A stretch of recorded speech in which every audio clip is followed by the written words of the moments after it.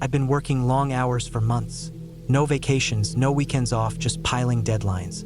My job in IT was the kind where things never truly shut off, and the burnout had started eating through me like slow rust. I didn't even feel like myself anymore. So when I stumbled on this small off-grid cabin rental listing online, no phone signal, no internet, total isolation, I booked it instantly. The pictures looked old but honest. Wood-framed walls, a single bed with flannel sheets, a table with 2 mismatched chairs, and a deck that looked out over thick forest.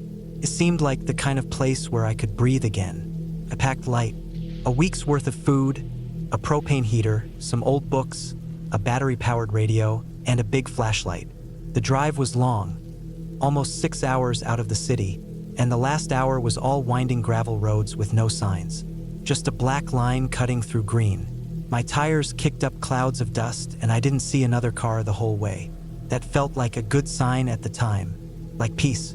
When I finally pulled up to the cabin, it was smaller than I expected. The paint had mostly peeled off and the deck boards sagged in the middle. But the door was unlocked like the owner had said it would be, and inside everything looked exactly like the pictures. Clean enough, rustic, and quiet. I unpacked my gear, threw on a thick hoodie, and sat on the deck for a while just watching the trees. The sun started to dip early behind the ridge, and cold moved in like a tide. I made some soup on a small camping stove and ate it with bread while listening to the wind touch the walls. The first night passed without anything strange.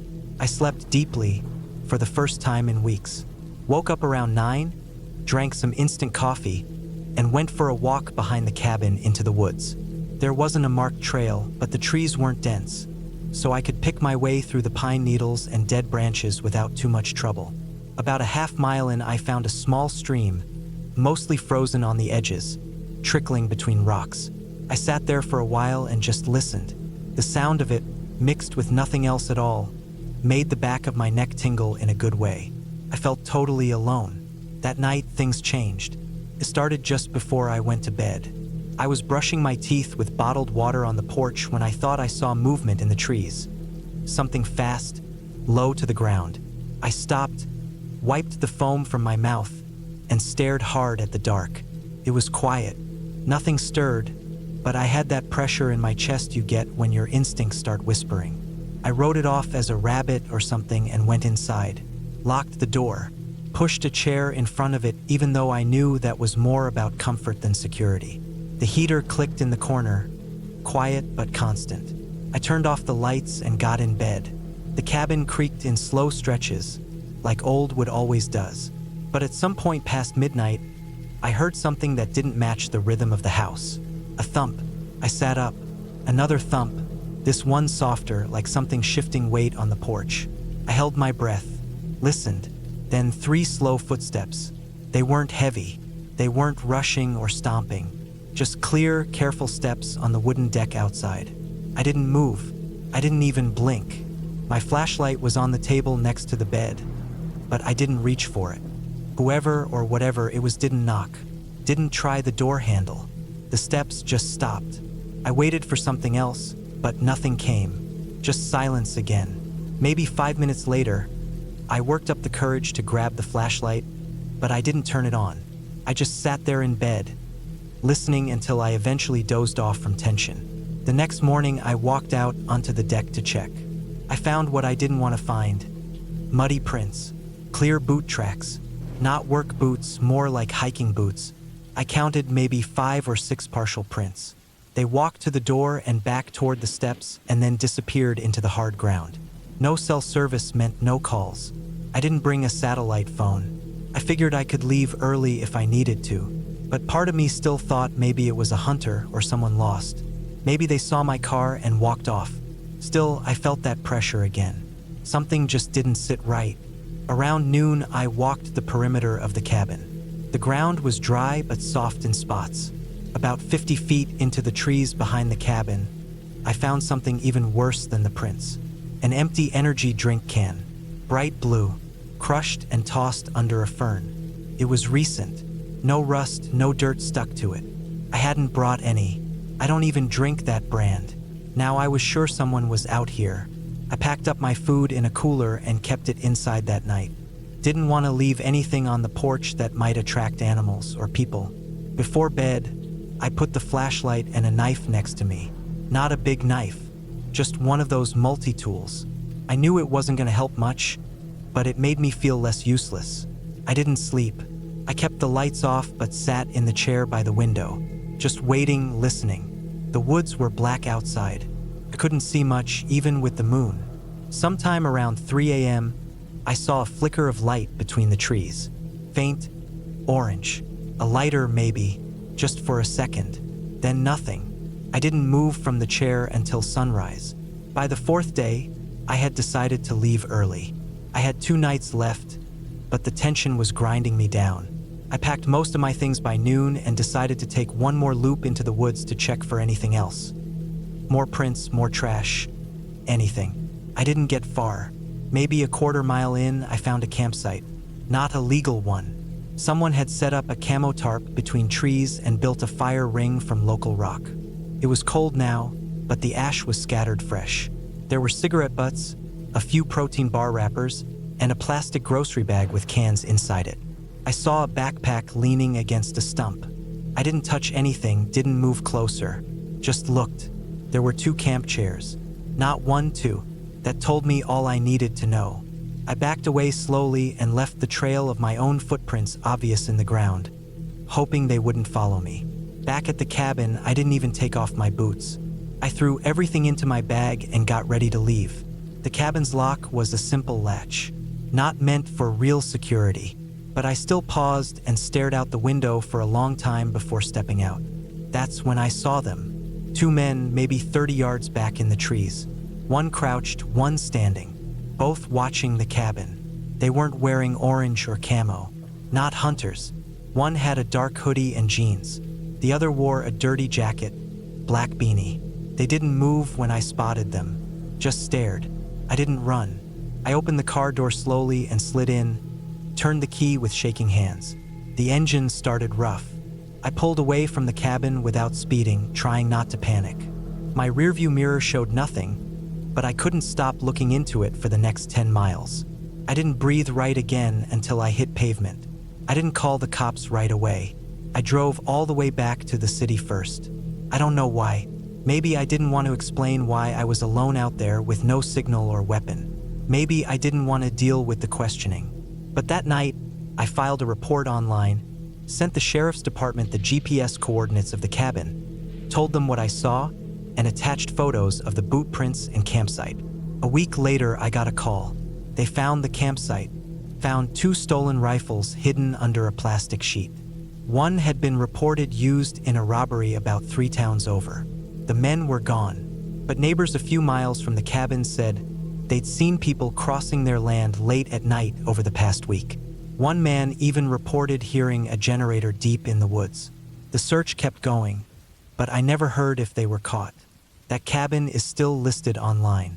Same photos, same description. I haven't reported the listing because I don't know if the owner even knew. Maybe he hadn't been up there in months, or maybe he knew and just didn't care. But I haven't gone back. I haven't camped since either. There's a pressure that still lingers in my chest when I think about it.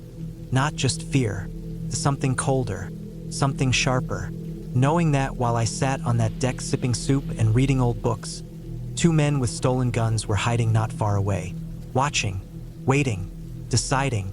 If I had gone walking the other direction that morning, maybe I would have walked straight into them. If I had stepped out during the night with that flashlight, maybe I wouldn't have seen the next morning. Sometimes I wonder what they wanted.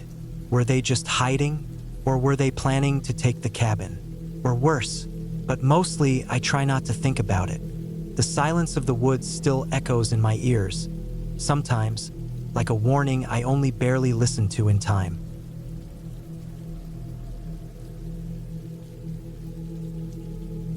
It started when I decided to spend a week alone in a small rented cabin deep in the woods of northern Montana. I had been living in the city for too long. Every day felt the same. The concrete, the traffic, the endless hum of people and machines. It was draining me in ways I didn't notice until I started waking up tired even after a full night's sleep. I needed a break, something different, something far away from all that. So I booked the cabin online, packed enough food for a week, filled my car with supplies, and drove out early on a cold morning in late October. The drive took almost 8 hours. I didn't take the main highways. I followed the directions the cabin owner gave me. The last hour was rough. The road turned to gravel, then to dirt, and then to what barely felt like a road at all. My tires kicked up dust and loose rocks, and I had to slow down every time I hit a bend or crossed over one of the many dips in the path. Trees closed in tighter the deeper I went. Eventually, I pulled up to a clearing where the cabin stood, small, square, and built from dark wood. It looked solid but old. The roof was sloped and covered with pine needles. There was no porch, just 3 wooden steps leading to a plain door. A stack of chopped firewood leaned against the side. The place felt isolated in a way that was both peaceful and a little unsettling. I unloaded the car slowly. The air was cool, and the forest was silent except for the occasional creak of tree branches and the faint sound of birds in the distance. The cabin had no electricity. That part one knew. It was part of the appeal. I brought a propane stove, a solar lantern, a wind-up radio, and enough batteries to power my flashlight and emergency gear.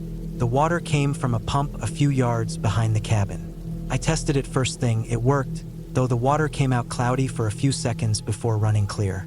Inside, the cabin was just one room. A twin bed in the corner with a thick wool blanket.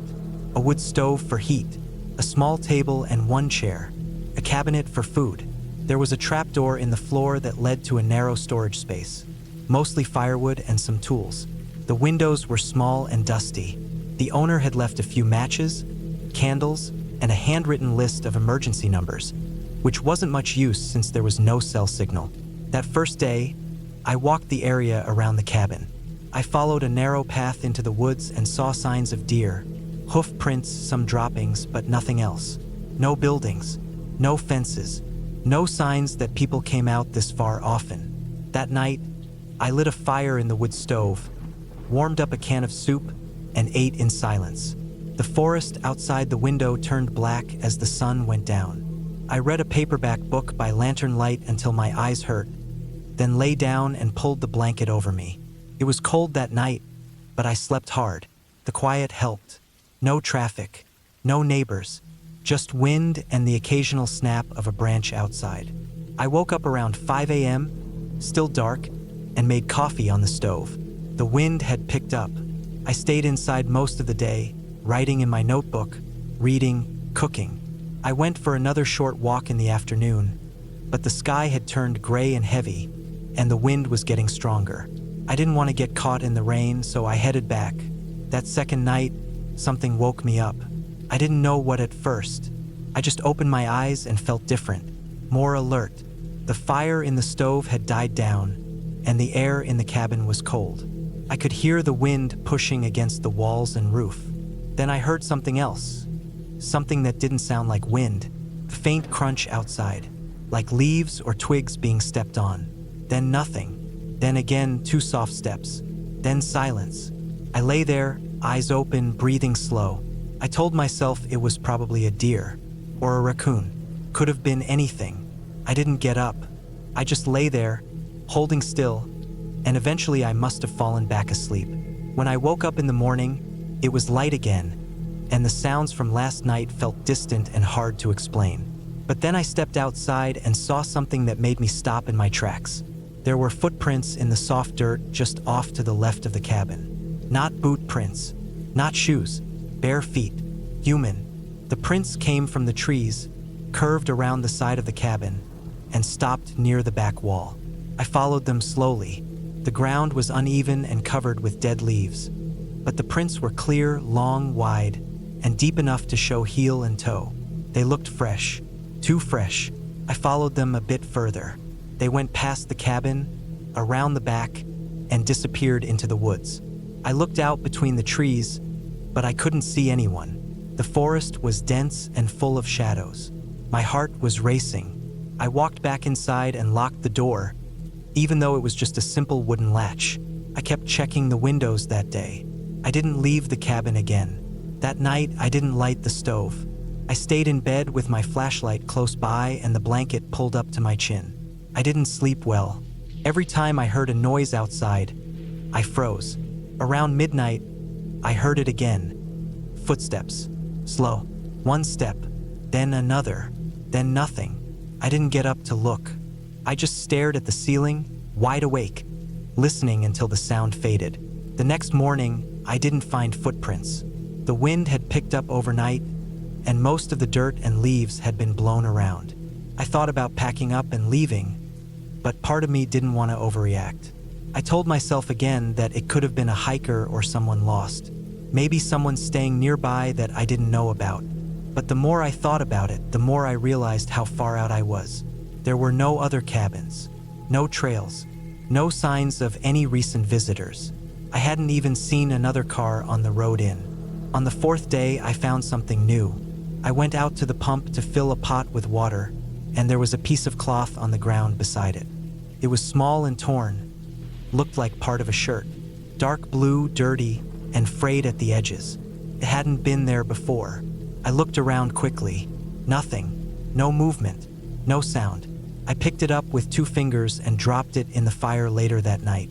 That evening, I stayed inside again. I didn't cook. I didn't want the smell to drift. I didn't light the stove. I just sat at the table with my flashlight pointed toward the window. My nerves were on edge. The silence outside felt heavier than usual, like the woods were holding their breath. Around 2 a.m., I heard scratching. Not an animal scratching. Not claws. Fingers. Slow, dragging fingers on the wood outside, just beneath the window. I didn't move. I didn't shine the light. I just sat there, frozen, listening. It went on for maybe a minute, then stopped. No footsteps.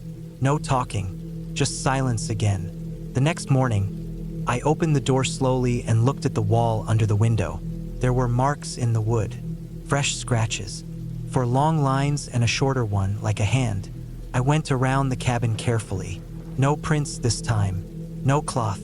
Nothing out of place except those lines on the wood. I decided to leave early. I repacked my gear and supplies, loaded the car quickly, and took one last walk around the cabin to make sure I hadn't forgotten anything. That's when I noticed something else. Wedged between the wood pile and the cabin wall was a small, folded piece of paper. I pulled it out. No writing on it. Just a childlike drawing in red crayon. A stick figure standing in front of a tree, and another stick figure behind it, holding something long. A knife, maybe. I felt sick. I dropped it and got in the car. I didn't even check the trunk. I started the engine and backed out of the clearing, tires spinning a little on the loose dirt. I didn't stop driving until I hit pavement 2 hours later. The whole way out, I kept checking the rearview mirror. Back in town, I called the cabin owner and told him I left early and that someone had been on the property. He sounded confused, said nobody was supposed to be out there. I didn't bother arguing. I just told him he might want to check the place. He said he would, but I never followed up. That was over a year ago. Sometimes I still think about that cabin.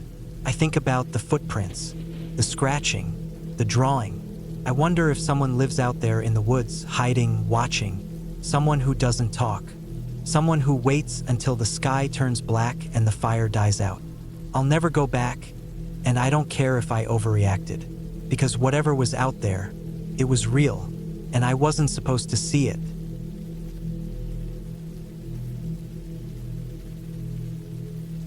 I didn't pick the cabin because it was fancy or anything. I picked it because it was far away, deep into the woods, away from people, noise, and stress. I'd been dealing with a lot back home. Work pressure, family issues, and just a kind of invisible weight that I couldn't shake off. I needed to disappear for a while. Not forever, just for a week or 2. Somewhere I wouldn't hear car horns or see apartment lights flickering from the building across mine. I wanted complete silence and nature. I wanted my own thoughts and no one else's. I found the cabin through a small listing online. It wasn't on any major rental site. Some older man was renting it out privately. The photos were simple, small one-room structure, old wood walls, wood-burning stove, basic furniture. No internet, no electricity, no plumbing. Just a rain barrel, a pit toilet outside, and some gas lamps. That's exactly what I wanted. The directions were weird though. You had to park near an old ranger station, walk half a mile up a barely visible trail, and then cut off to the left once you saw a bent tree that pointed like a hook. But I wasn't new to backcountry travel.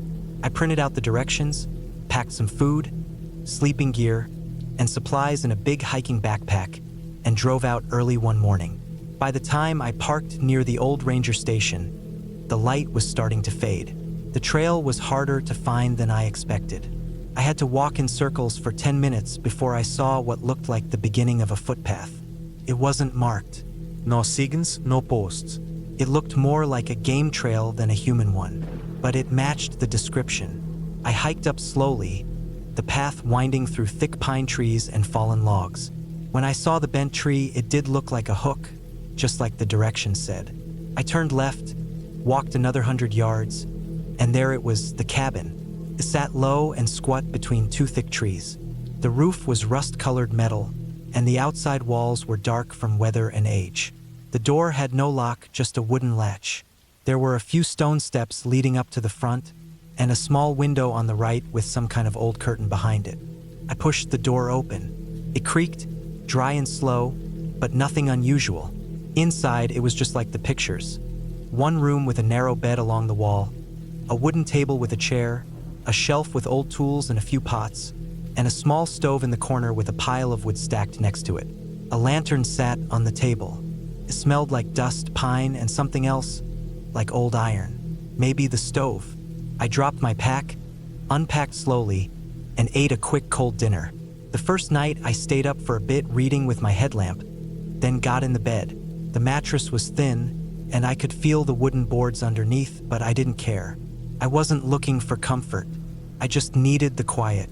That night, the forest was silent in the way only real wilderness can be. No planes, no engines, no distant voices, just wind. Around midnight, I woke up needing to pee and stepped outside with my flashlight.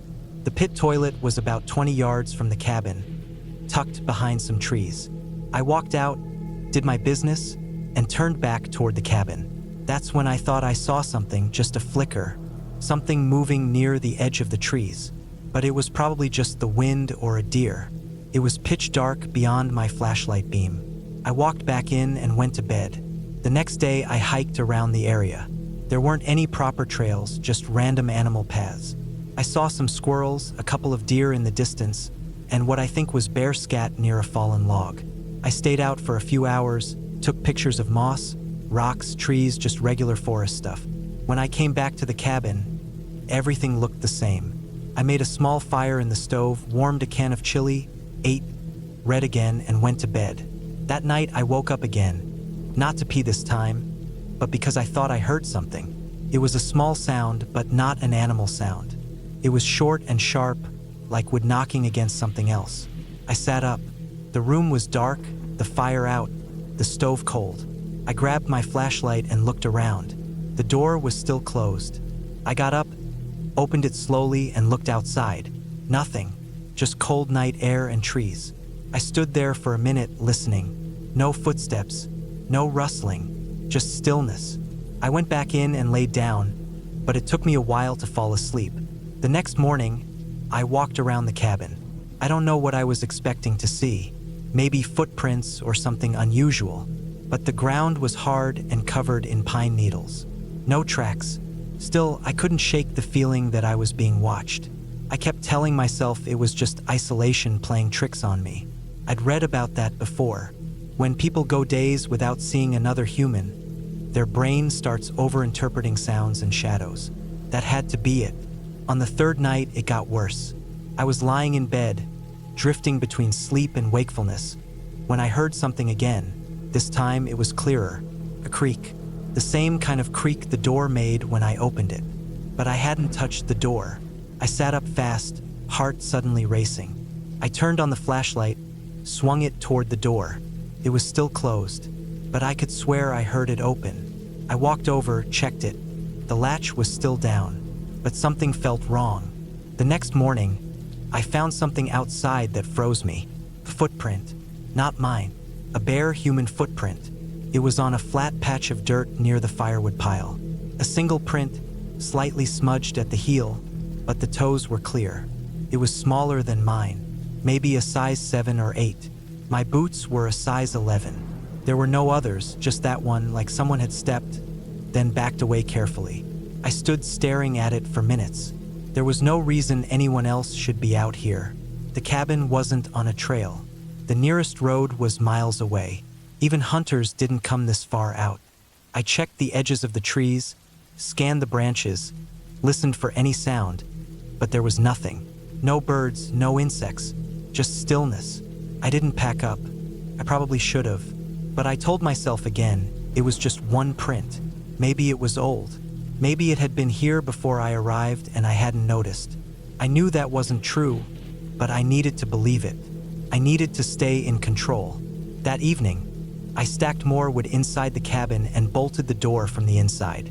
The latch was simple, but I pushed a heavy chair up under it too. I put my axe by the bed, just in case. It felt stupid, like I was acting out some scene from a movie, but I did it anyway. Better stupid than sorry. I barely slept that night. I kept the lantern burning low, watched the door, listened for any sound. Around 2 a.m., I heard it again. A soft knock, not on the door but on the wall. One single knock, like someone tapping with their knuckle.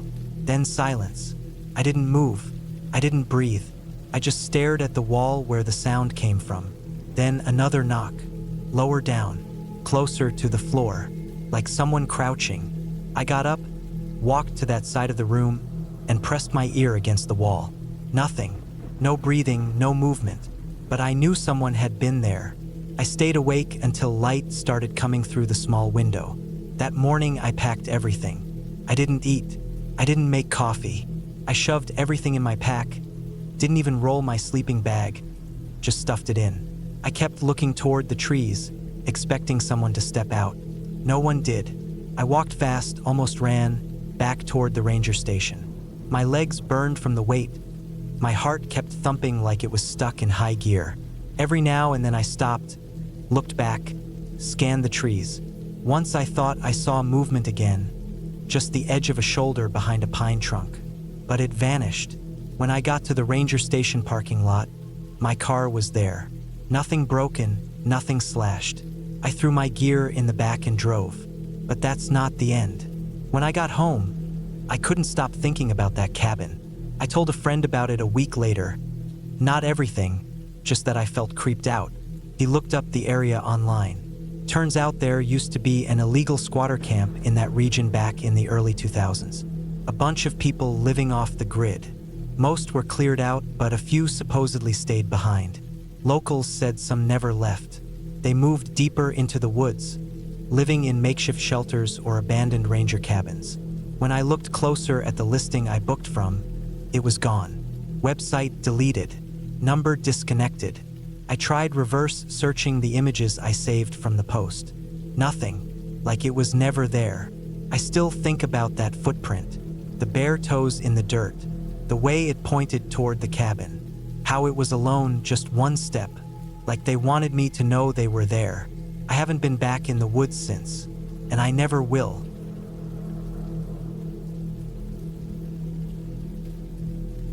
I had always loved the quiet. The kind of quiet you can only find way out in the woods. Far from the roads, far from cell towers, far from anything man-made except the building you sleep in. I was one of those people who spent most of the week in front of a computer, the buzz of fluorescent lights humming above me, keyboard tapping endlessly, eyes dry from too many emails and spreadsheets. It was a routine that drained me, so whenever I could get a stretch of vacation days or a long weekend, I'd head out to the woods to be alone. No signal, no noise, just trees, wind, and time that felt slower. I found the cabin on a small listing site, the kind for people who don't like crowds or resorts or anything fancy. Just a few photos of a wooden building, a short paragraph describing it as secluded, simple, and off-grid, and a vague set of directions about following a dirt trail off a lesser-known Forest Service road. No actual address, no reviews, but the photos looked right. Wood-burning stove, a single bed, an old porch, and a tiny kitchen. That was enough. It was late October when I booked it. I wanted the cold. I wanted the sound of wind hitting dry leaves and the smell of pine needles on wet dirt.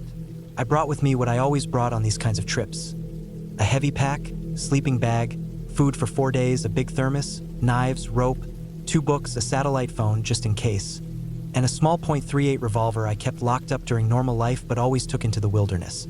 I'd never used it, but you never know. The drive up was longer than expected. The paved road ended at least 2 hours before I got to the trailhead.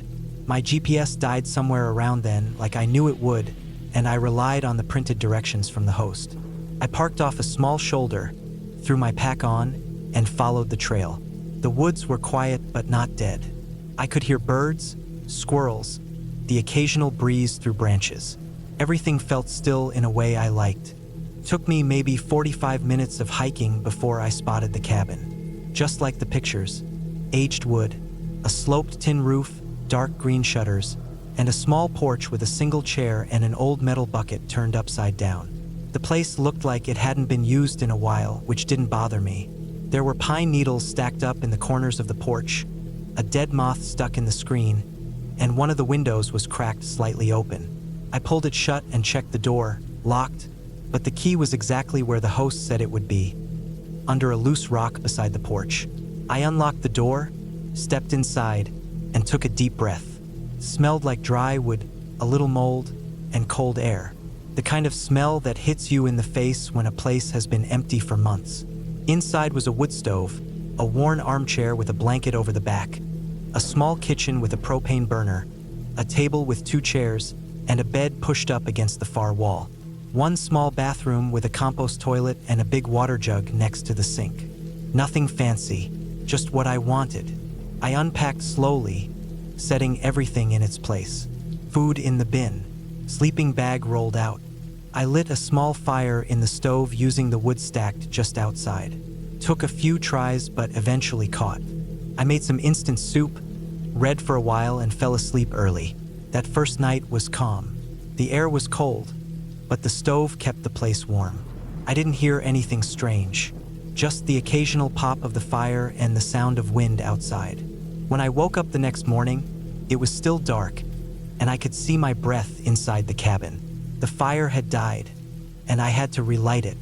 I made coffee, ate a granola bar, and took a walk down one of the old logging paths near the cabin. By the time I came back, the sky was gray, and the temperature had dropped. I spent the rest of the day reading, adding wood to the fire, and listening to the forest. There was something calming about how quiet it all was. You start to notice the smallest sounds, the rustle of leaves, the creak of branches, even the way the wind moves around the structure. That night, I heard something new. It was around 2 a.m.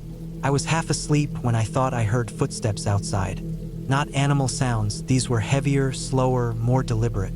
They crunched the leaves, circled around the cabin slowly, then stopped. I froze. My heart pounded. I waited. No knock, no sound of a vehicle, just that slow step-stop kind of sound. I reached for my flashlight and the revolver, staying in bed and pointing the light at the window. I couldn't see anyone. Eventually, after what felt like an hour, the sound stopped. I didn't sleep much the rest of the night. The next morning, I walked around the cabin, checking for footprints. There were some, but they could have been mine from earlier. The ground wasn't soft enough to leave clear prints. I didn't see tire tracks.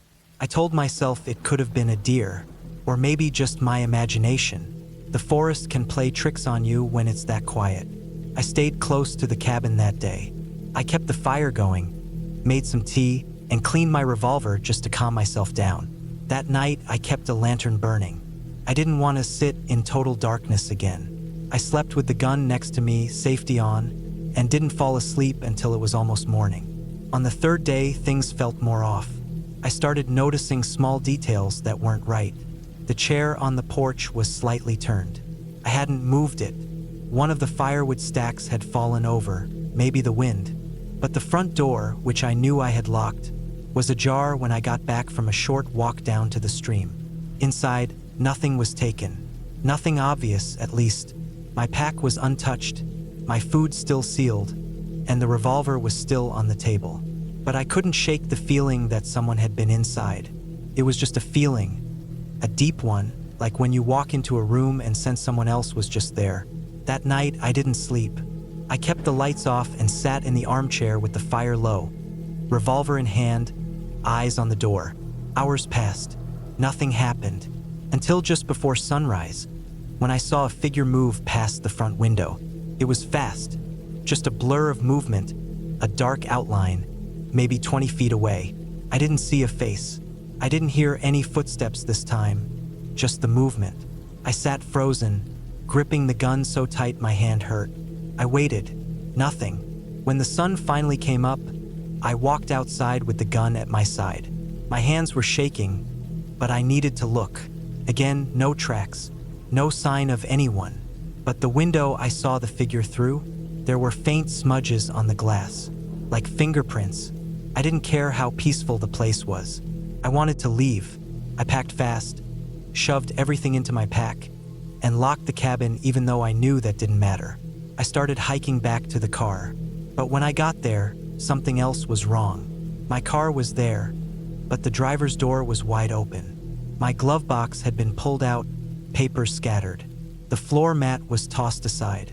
I always locked my car, and I hadn't touched the glove box the whole trip.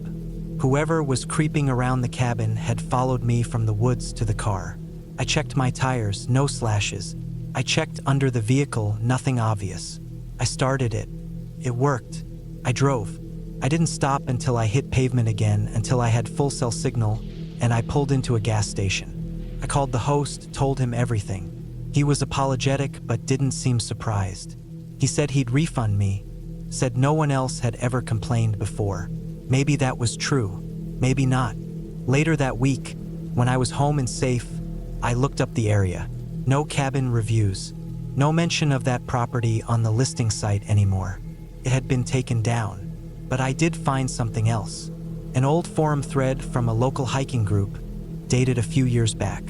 Someone had written about a similar cabin near that same forest road.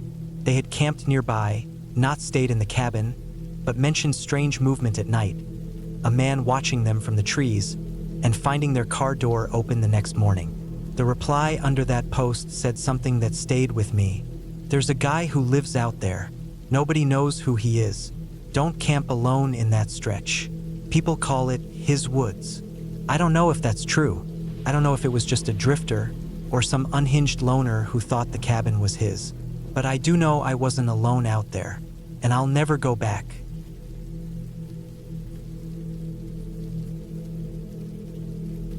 I don't really know what made me say yes when my cousin offered me his cabin in the Northwoods for the winter. Maybe it was the stress. Maybe I just wanted to be away from people for a while.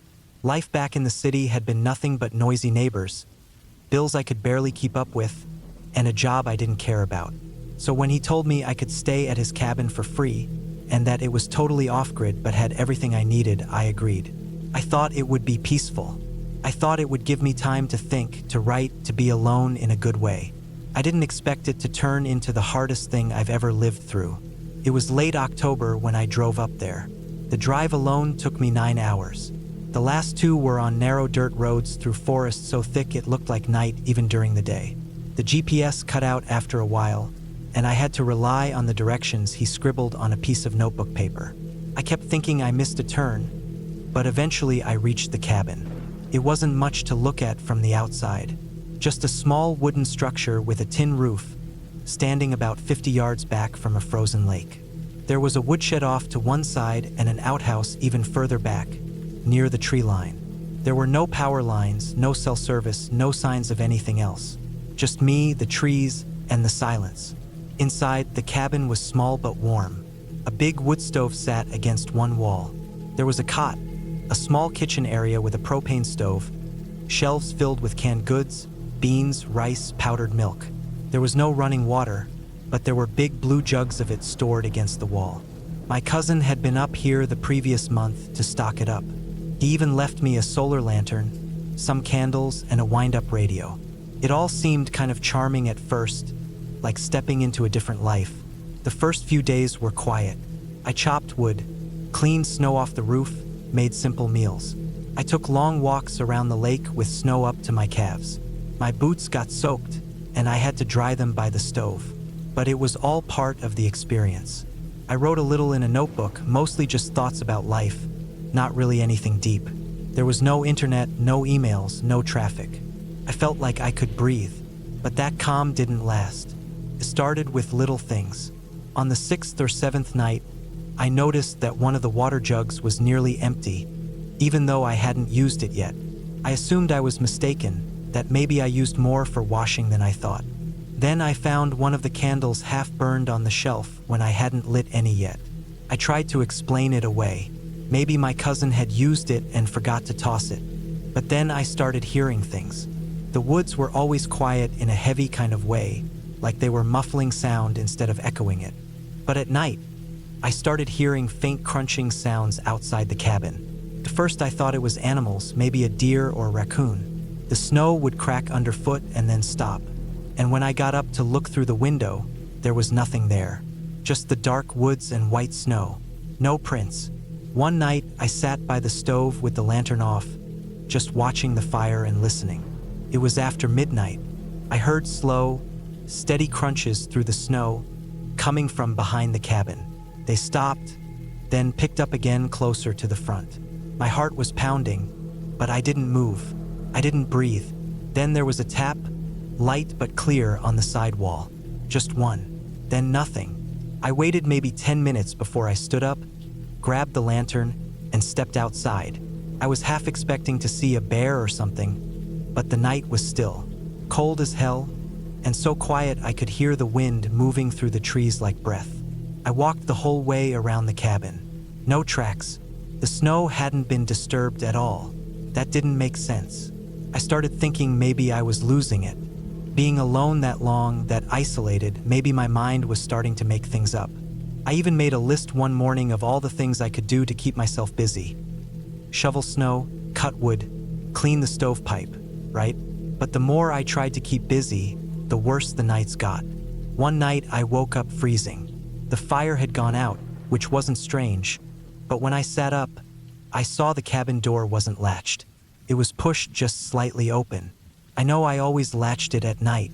I double-checked, creaked softly in the wind, just swaying there a bit. I got up slowly, heart racing, and shut it. I looked around the room. Nothing seemed out of place, but I couldn't sleep the rest of the night. The next day, I looked at the snow outside. Still no tracks, not one. But the wind could have covered them, I told myself. The wind or maybe new snow. Still, it made me uneasy. Then something happened that I couldn't explain away.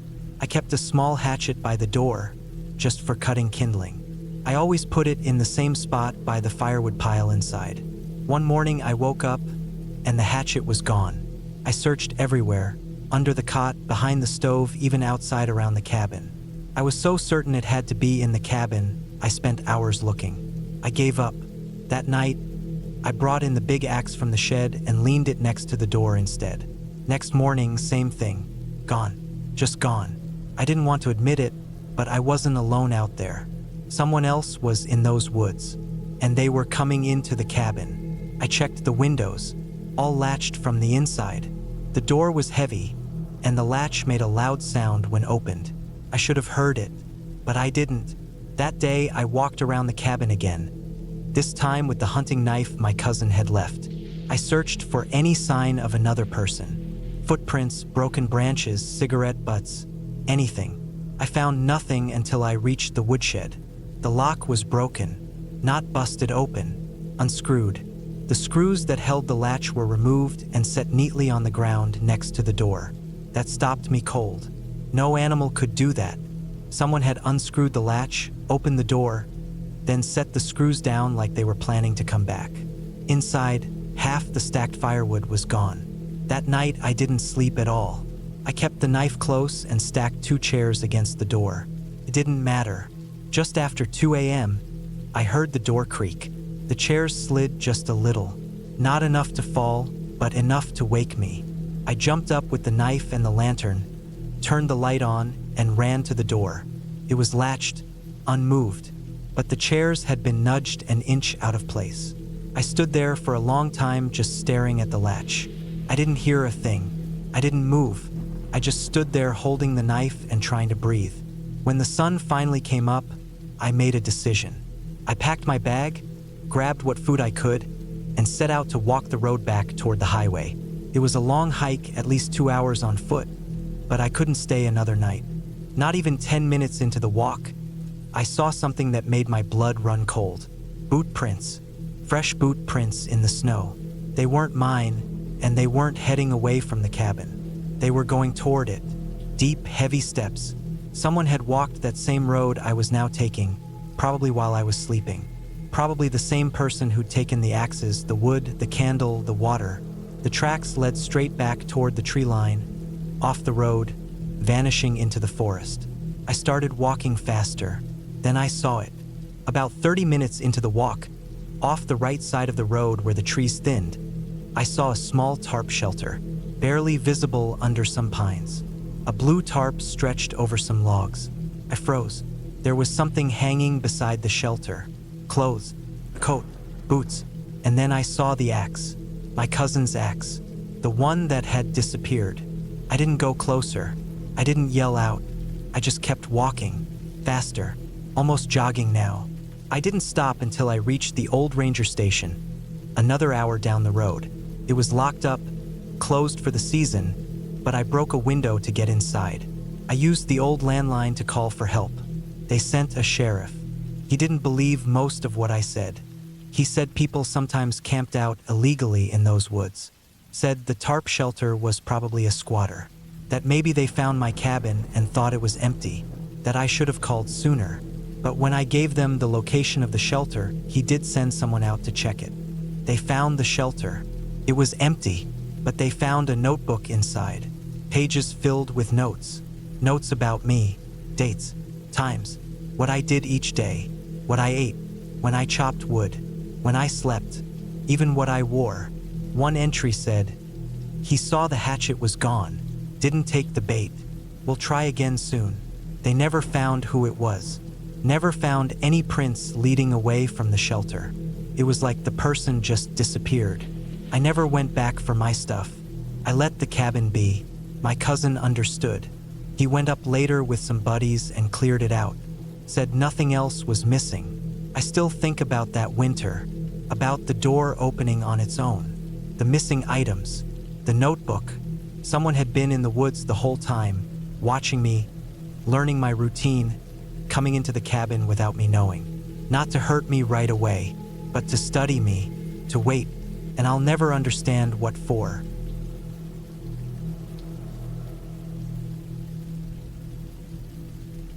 It was the first week of October when I decided to get away from everything. Work had been draining me more than usual. I wasn't sleeping well, barely eating anything decent, and everything in the city felt loud and rushed. I needed some peace, and I figured some time out in the woods would help me reset. I found a cabin up north, a few hours outside the city, tucked into a small valley near a lake. It was remote, and I liked that. No neighbors, no cell service, no distractions. Just trees, cold air, and silence. The drive there was quiet. My phone had already lost service halfway through the trip, and I had downloaded the directions beforehand just in case. The last stretch of road turned to dirt, winding through thick pine forest. It was late afternoon when I pulled up to the cabin. It was simple, with siding, a slanted metal roof, a small porch with a couple of old chairs, and a fire pit off to the side. It looked like it hadn't been used in a while, which I expected. That was the whole point. I unlocked the door and stepped inside. The cabin smelled like dry wood and a little bit of old dust, but it was clean. There was one small bedroom with a queen-sized bed, a basic kitchen with an old stove and sink, and a living room with a worn couch and a wood stove. The windows looked out into the trees, and beyond them was nothing but wilderness. I unpacked my things, lit a fire, and made some dinner. That night, I sat on the porch for a while with a thick blanket around me, just listening to the wind move through the trees. The next few days were peaceful. I went for long walks in the forest, sometimes sticking to the trails and sometimes just wandering. I brought a book, but I spent most of my time just sitting by the lake or hiking. The air was cold but fresh, and I could feel myself starting to relax. At night, I made simple meals and read by lantern light, falling asleep early. There were noises in the woods, branches cracking, leaves rustling, but nothing unusual.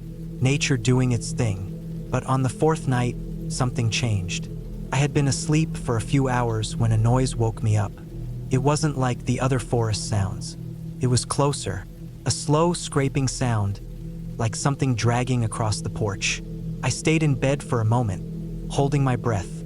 I didn't hear it again, so I figured it might have been a branch or an animal. I eventually drifted back to sleep. The next morning, I went out onto the porch and looked around.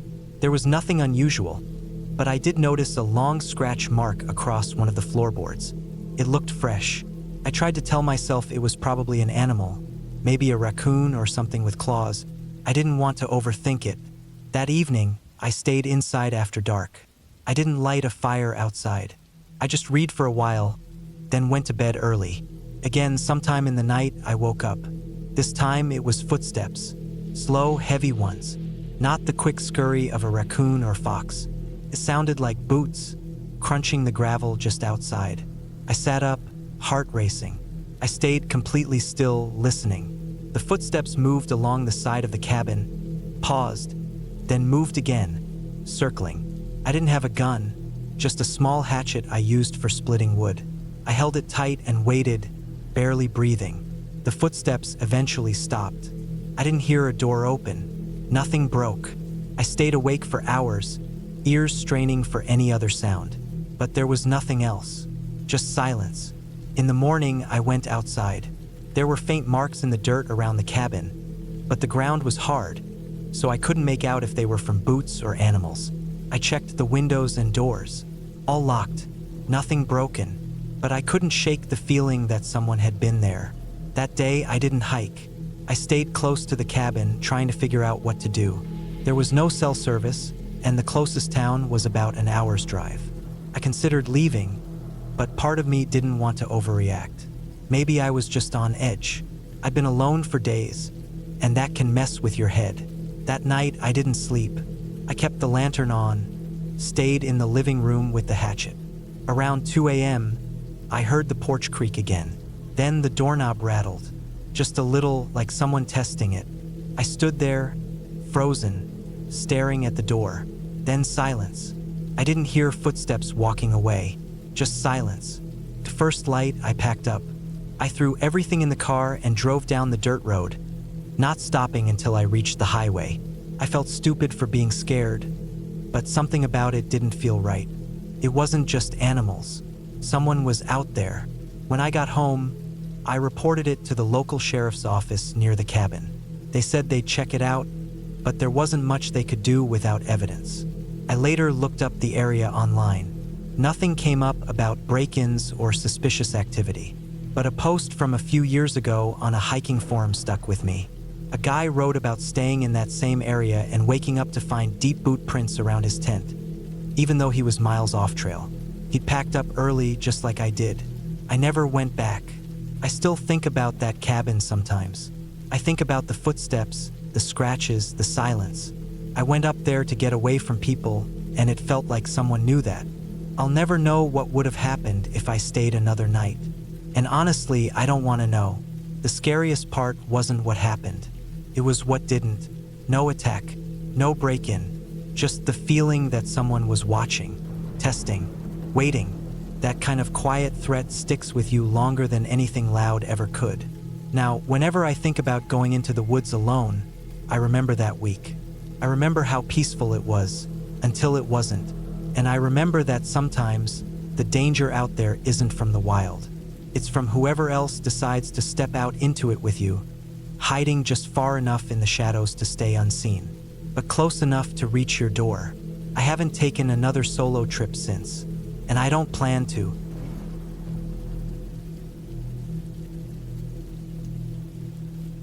It was supposed to be a quiet week. Just me, a small cabin in the northern part of Maine, and no one around for miles. I found the place listed online under a no-frills vacation rental site. The photos showed a weathered but solid wooden cabin surrounded by forest, sitting right at the edge of a small lake. It was isolated. No cell service, no Wi-Fi, no TV. That was the whole point. I wanted to get away from everything and everyone. I needed space to think, to breathe, and to stop hearing the constant buzz of my everyday life. The drive up was long. I left early in the morning to avoid traffic, packed a week's worth of food, bottled water, clothes, batteries, and a few paperbacks. By the time I reached the dirt road that led to the cabin, the sun was already dipping low. I remember thinking how quiet it was, like someone had hit mute on the whole world.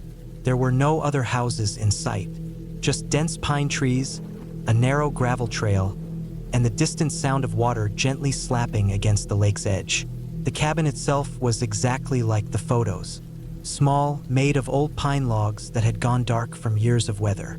There were 2 rooms inside, a main room with a fireplace, a small table, a single bed, and a kitchenette, and a tiny bathroom with a compost toilet and a pump sink. No shower, no electricity except for a small solar panel that powered a few dim lights. But it felt right, simple, real. The first night was peaceful. I lit a fire in the hearth, cooked canned chili on a propane stove, and read until the light got too low. Then I sat in the quiet for a while, listening. It was so still I could hear the creak of the wooden walls expanding and contracting. I slept deeply. The first few days passed without anything unusual. I spent the mornings hiking nearby trails, some marked and some not. I saw deer, squirrels, and once, what I thought might be a bear in the distance, though it turned and disappeared before I could be sure. Afternoons were spent sitting on the small dock with my feet in the water. I didn't see a single soul. No boats, no people, just trees, water, and the occasional call of a bird. On the 4th day, I went farther than usual. There was a narrow trail that looked overgrown and less used. I followed it out of curiosity. It twisted and climbed steeply before dropping into a narrow valley filled with underbrush. That's when I noticed something strange. I came across an old structure. Not a cabin, more like a shack or storage shed. It was falling apart, half swallowed by vines and moss, and barely visible from the trail. The roof had collapsed on one side, and the door hung crooked. I stood there for a while, unsure why it made me so uneasy. It wasn't just the way it looked. It was the feeling, like I wasn't supposed to be there. I didn't go inside. I just turned and walked back the way I came, a little faster than I had on the way in. That night I had trouble sleeping. I kept thinking about that shack, about how hidden it was, about how there were no paths leading to it other than the one I had found, almost by accident. The next day I stayed close to the cabin. I tried to write in my journal, but my thoughts felt scattered. I started noticing little things I hadn't before. Scratches on the inside of the cabin's doorframe, like someone had carved lines into it. A handful of rusty nails on the floor under the bed. Footprints in the dirt near the woodshed that didn't match my boots. I tried to tell myself they'd been there the whole time, that I just missed them, but it didn't feel that way. On the 6th night, I woke up to a noise, a soft tapping. I thought it might be a branch hitting the window, but when I sat up and listened, it stopped. I lay back down and waited. 10 minutes later, I heard it again, this time from the back of the cabin. A steady, rhythmic sound. Tap, tap, tap. Then it stopped. I got up, heart racing, and peeked out the back window. Nothing, just trees and shadows. I barely slept the rest of that night. The next morning, I found something that made my stomach drop. On the ground near the back of the cabin were 3 straight lines drawn in the dirt, perfectly spaced like someone had used a stick or a knife. I wiped them away and told myself it was an animal, maybe raccoons or some kind of rodent. But in the back of my head, I knew better. I decided to leave early. I packed everything that morning and loaded up the car. The air felt heavier, like something was pressing down on the forest. Before I left, I took one last walk to the dock. The lake was calm, smooth like glass. As I turned to head back, I saw movement near the edge of the woods. Just a flicker, a shadow ducking behind a tree. I didn't wait. I walked quickly to my car, locked the doors, and drove. The drive back felt longer than the drive up. I kept checking the rearview mirror. Every time I slowed down on a curve or dirt patch, I felt like something was just out of sight, keeping pace. But I never saw anything. By the time I hit the main highway, my hands were shaking. When I got home, I didn't talk about it. Not for a while. Eventually, I told a friend, and they told me it was probably just my imagination. That isolation can do weird things to your head. Maybe they were right. Maybe I read too much into it. But a few weeks later, I got curious and looked up the area around the cabin. That's when I found something that chilled me more than anything else. About 10 years ago, a man had gone missing in those woods. They found his car near a trailhead but never located him. Search teams combed the area for weeks. The only clue they found was a weathered backpack and a campsite near a lake that matched the one I'd stayed at. They found scratch marks on a tree near the site. 3 parallel lines cut deep into the bark. I haven't gone back to the woods since. I still think about that shack sometimes, and the shadow I saw at the edge of the trees. I think about how it felt like I was being watched, how things started off quiet and normal, but slowly turned. It wasn't ghosts or monsters. It was something worse, something real, something human, and I think I got lucky. I left when I did, because whatever was out there, whoever was out there, I don't think they wanted me to leave. Not alive.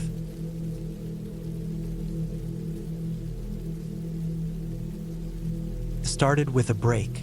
Not the kind of break people talk about when they say they need a vacation or when a car breaks down on the road.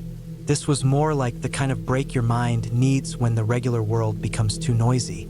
I had been working for 10 years straight without a real pause. Always looking at screens, always surrounded by people, noise, demands. My hands shook sometimes from stress. I barely ate real food. My sleep was shallow and short. Something in me had been begging for silence for a long time. So I planned a getaway to a cabin. Not just any cabin. I found a private listing through an online forum, not one of those websites with reviews or pictures.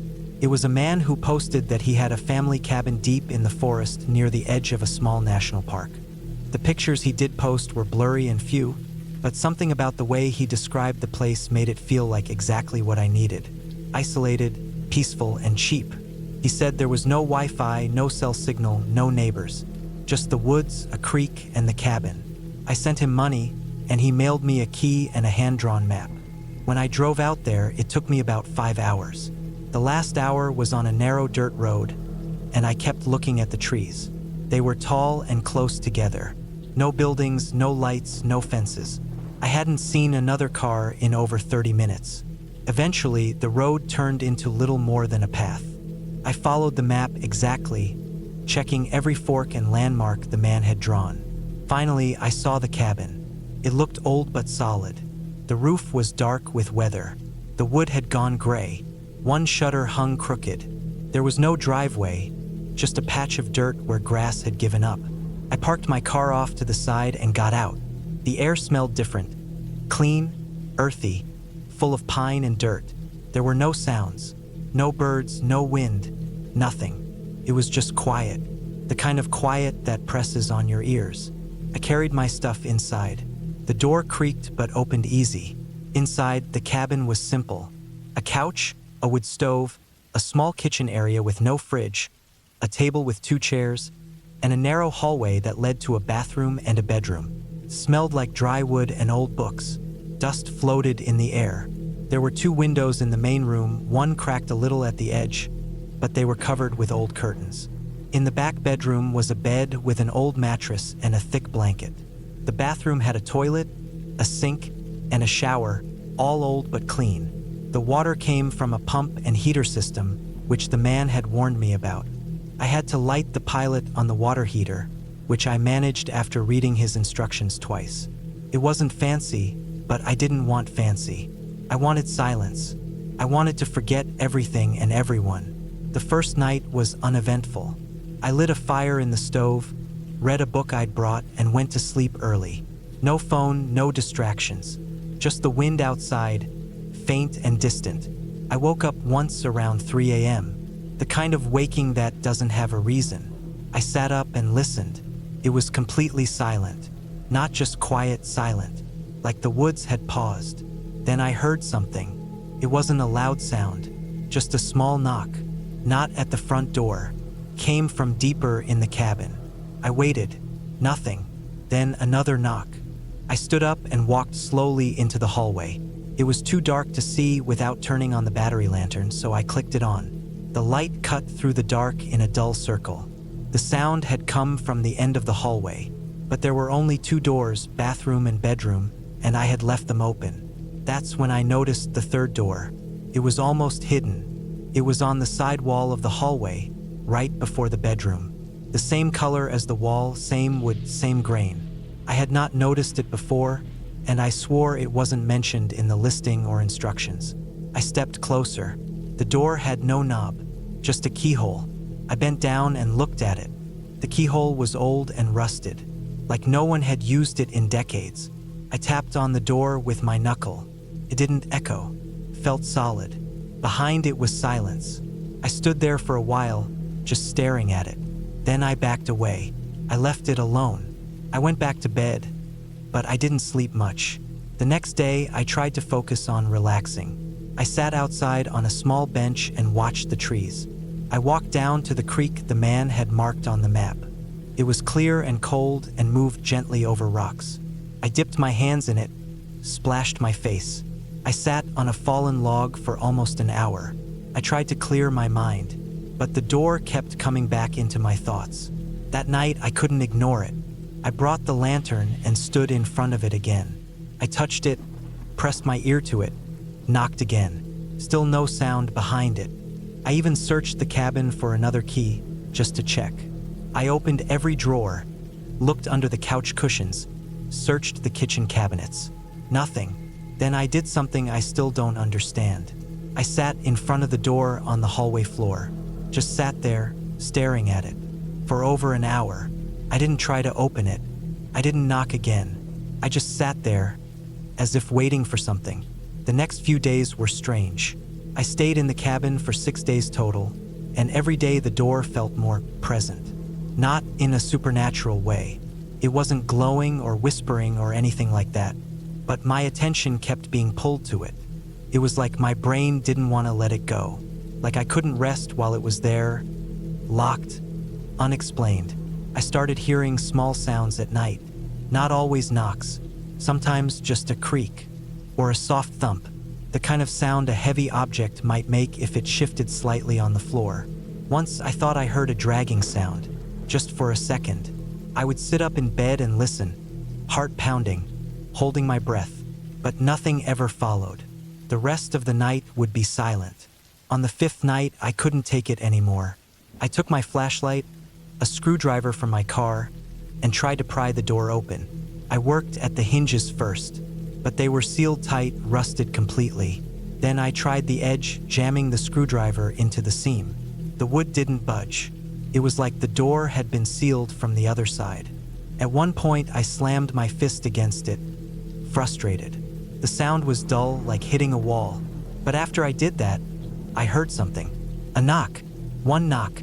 From the other side. I backed up fast. My body froze. I didn't know what to do. It wasn't a ghost. It wasn't a monster. I knew that. But something was behind that door. Something real. I sat in the kitchen that night with all the lights on. Lantern, candles, even a flashlight in my hand. I stayed up till sunrise. When light started to come through the windows, I felt like I could breathe again. That morning, I made a decision. I was going to leave. I packed up all my things, stuffed them into the car, checked the map, and started driving. But about 10 minutes down the dirt path, I found the road blocked. A large pine tree had fallen. It was too big to move and too thick to drive over. I had no chainsaw, no axe, not even a good rope. I turned back. I figured I could wait it out a day or two. Maybe a ranger would find it and clear it. The man hadn't mentioned anyone checking on the place, but someone had to maintain the park area. I had food, water, and shelter. I'd just avoid the hallway and stay outside as much as possible. That night, I stayed on the couch in the main room. I didn't go near the back of the cabin. I blocked the hallway entrance with a chair. It didn't make much sense, but it felt like something I had to do. I fell asleep for a bit, but woke up after midnight to a sound, a soft creak, then another. I turned on my flashlight. The chair had moved, not far, just a few inches, but it was no longer blocking the hallway. I didn't sleep again that night, In the morning, I walked back to the tree that had fallen. It was still there. No sign of anyone. No tire tracks, no tools, no chainsaw marks. I thought about walking all the way to the ranger station marked on the map, but it was a full day's hike through dense woods, and I had no radio. If I got hurt or lost, no one would know. That evening, I noticed something else, a smell. It wasn't strong, but it was there, like something old, something damp and sour. I checked the kitchen, the bathroom, under the bed. Nothing. Then I went to the hallway. The smell was strongest near the hidden door. I put my hand on the wood. Felt warm. I don't know why I did it, but I pressed my ear to it again. Breathing. Slow, steady breathing.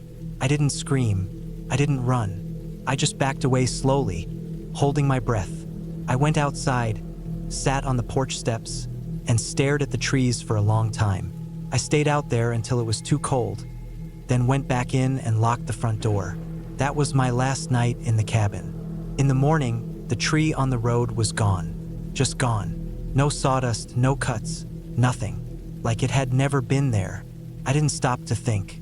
I got in my car and drove. I didn't look back once. When I got home, I mailed the key back to the man without a note. He never contacted me again.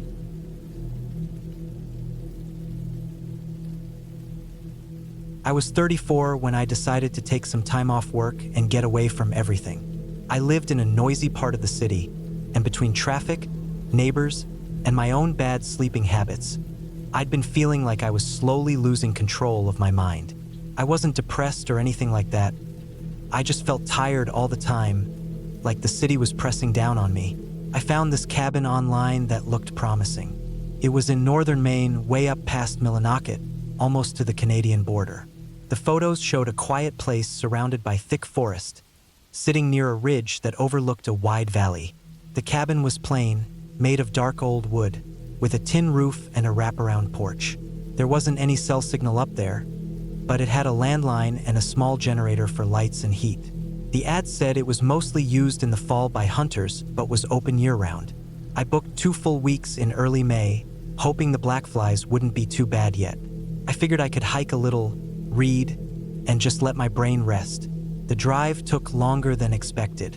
Once I got off the paved roads, I followed a narrow gravel road for what felt like forever, winding through thick woods with barely any signage. I passed one old shack with a rusted-out pickup beside it, and then nothing for miles. The gravel finally turned into a rough dirt road. Then that narrowed until branches started scraping the sides of my car. The cabin was another mile up a hill from there, and I almost missed the turnoff because the sign had fallen and was half covered in pine needles. When I finally pulled up, I just sat in my car for a minute and looked at the place. It was even more isolated than I expected. No other buildings in sight, just endless woods in every direction. It was late afternoon, quiet except for some birds and the wind moving through the trees. There was a narrow path that led behind the cabin, disappearing down toward what I assumed was the ridge. Inside the cabin was simple but clean. There was a small kitchen, a wood stove, a table, one main room with a couch and a couple chairs, and a bedroom in the back with a thick quilt on the bed. There was also a narrow door that led to a locked basement, with a big steel latch on it from the outside. I assumed it was just for storing tools or whatever the owners didn't want renters touching. The first couple days were peaceful. I walked the trails around the area, sat on the porch with coffee, listened to the wind. I felt myself relaxing in a way I hadn't in years. The generator was noisy but worked fine. I had brought a cooler with plenty of food, some books, and a couple notebooks I thought I might write in, but mostly I just rested. The third night, something felt off. It started with this weird thumping sound outside. I'd been lying on the couch reading, and I heard what I thought was a branch falling. But then it happened again, sharper this time, like something heavy hitting wood. I turned off the lamp and listened. It was quiet. I figured maybe a raccoon or something had knocked something over, so I went outside with my flashlight. The porch was empty. The trees around the cabin were swaying gently in the breeze, and I didn't see any movement or hear anything else. I walked around the cabin slowly, shining the light on the trees, the windows, the path behind the cabin. Nothing. I went back inside and tried to forget it. That night, I had trouble sleeping. I kept thinking I heard things. Twigs snapping, faint footsteps, breathing. Every time I sat up and listened, it would go completely quiet. I told myself it was just my mind playing tricks on me. Maybe it was, maybe it wasn't. The next morning, I found something that made my stomach turn.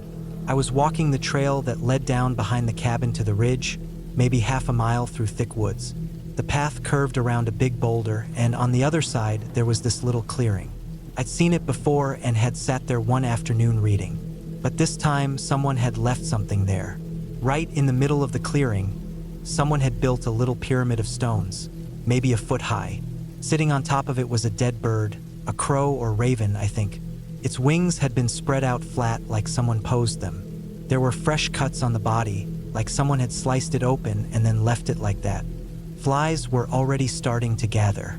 I stood there a long time just staring at it. I kept telling myself it could have been a hunter or some kid messing around.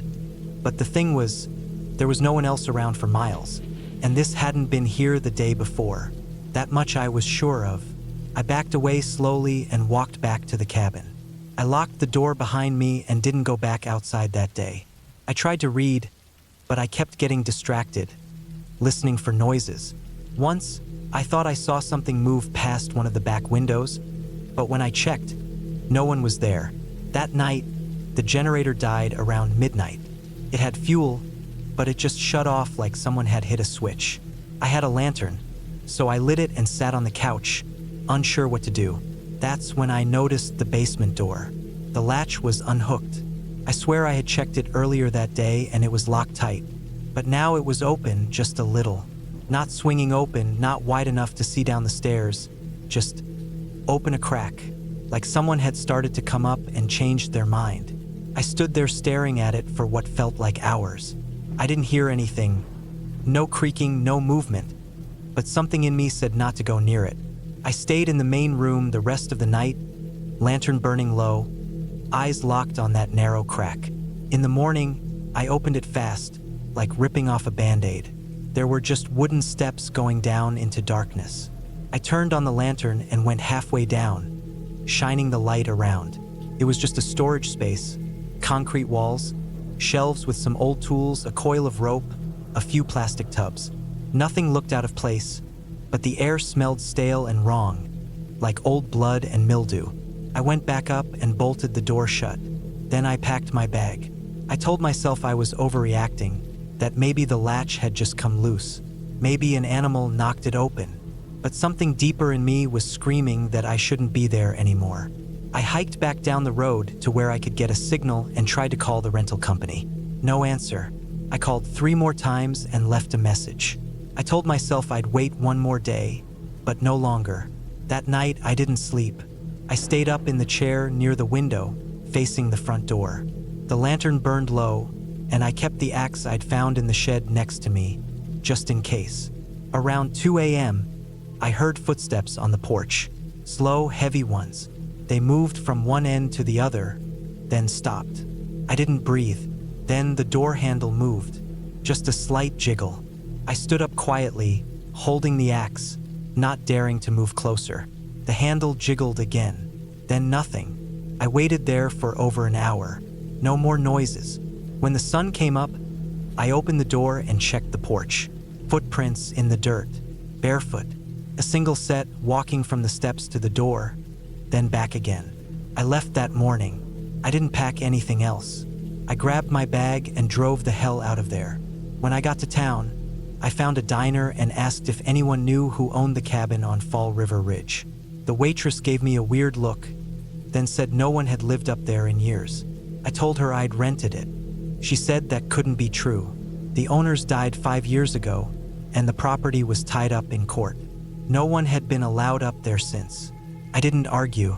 I just left. Later, I went back to the website where I found the listing. It was gone, completely erased. I tried calling the number again. Disconnected. I never got any of my stuff back. I didn't go to the police. I didn't want to explain it, and honestly, I didn't want anyone asking questions. I told my friends the cabin had been too remote and I got bored. That was easier than the truth. It's been a couple years now. I still dream about that place. I see the basement door, cracked open in the dark. I hear the soft sound of feet moving across the porch. But the worst part? Sometimes I wonder what would have happened if I'd opened that door just a little more. And sometimes I think whoever or whatever was in that cabin basement wasn't trying to come out. They were waiting for someone to come in.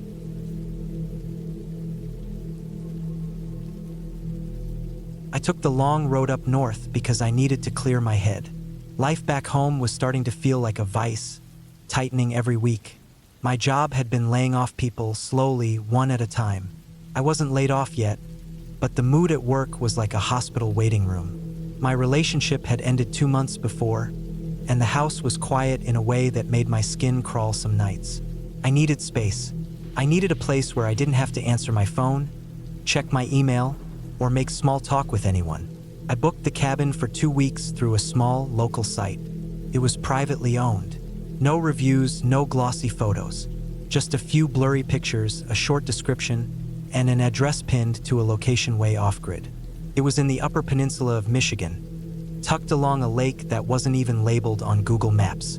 The ad said no running water, limited power, wood stove only, bring your own firewood. It sounded exactly like what I needed. I packed food for 2 weeks, canned beans, dry rice, oats, powdered milk, a few apples, and a lot of energy bars. I brought extra batteries, 2 headlamps, my winter boots, my down jacket, and my 9mm Glock. I didn't expect to need the gun, but with everything happening in the world, I felt better knowing I had it.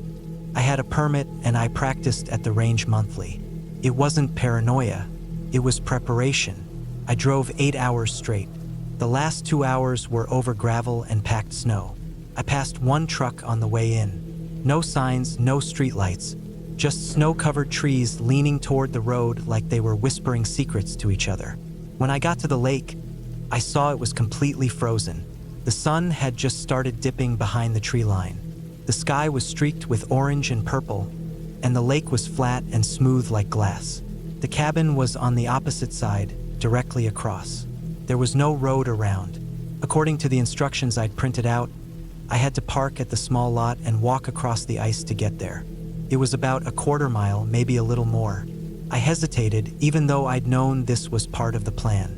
I stepped out of the truck and felt the air hit me hard, dry and sharp, like broken glass. I zipped up, grabbed my pack, locked the truck, and walked to the edge of the lake. The ice didn't creak or shift. It was solid, probably close to a foot thick. I'd checked the weather and satellite images for the last few weeks. It had been sub-freezing for over a month. Still, walking on ice with a full pack and a gun on your belt is never a comfortable feeling. By the time I made it to the other side, the light was almost gone. The cabin stood dark and still. It looked older than I expected. The roof was sagging on one side, and the chimney was crumbling slightly. I unlocked the door with the key that had been mailed to me. Stuck for a second, but then gave way. Inside was dead quiet. It smelled like cold wood, dust, and old fabric. The main room had a table, 2 chairs, a wood stove, and a small couch with a wool blanket draped over it. To the right was a tiny kitchen with a pump sink and a gas stove. No fridge. A small window above the sink was cracked slightly, letting in a freezing draft. I closed it tight and locked it. There was a bedroom at the back with a narrow bed and a lumpy mattress. 2 faded wool blankets were folded on top. A metal bucket sat in the corner for water. I checked every corner of the place, even under the bed, out of habit. Then I opened the metal chest near the door where firewood was supposed to be stored. Empty. I'd brought some firewood in the truck, but it was still on the other side of the lake. I had to go back and haul it across. I made 2 trips across the ice before it got pitch dark. On the second trip, I swore I heard something, a distant crack like a branch snapping, but I chalked it up to the cold shifting the trees. Still, I kept checking behind me on the walk back, just in case. I started the fire that night with the driest wood I could find and curled up in the wool blanket on the couch. I didn't sleep well. The wind rattled the small windows. The fire popped in the stove. At one point, I thought I heard footsteps crunching outside, slow and steady, circling the cabin. I held my breath for a long time, but it stopped. The next day, I set into a routine. I chopped kindling, boiled snow for water, cooked simple meals, and went for short hikes through the woods behind the cabin. The trees were so thick you couldn't see 50 feet ahead. It felt like walking through a tunnel of branches and snow. Every direction looked the same. By the third day, I stopped hiking far. It wasn't fear exactly. It was more like the woods didn't want to be walked through. Like the branches leaned lower, and the silence got heavier the deeper I went. I started feeling watched. One morning, I found fresh boot prints near the front door. Not mine.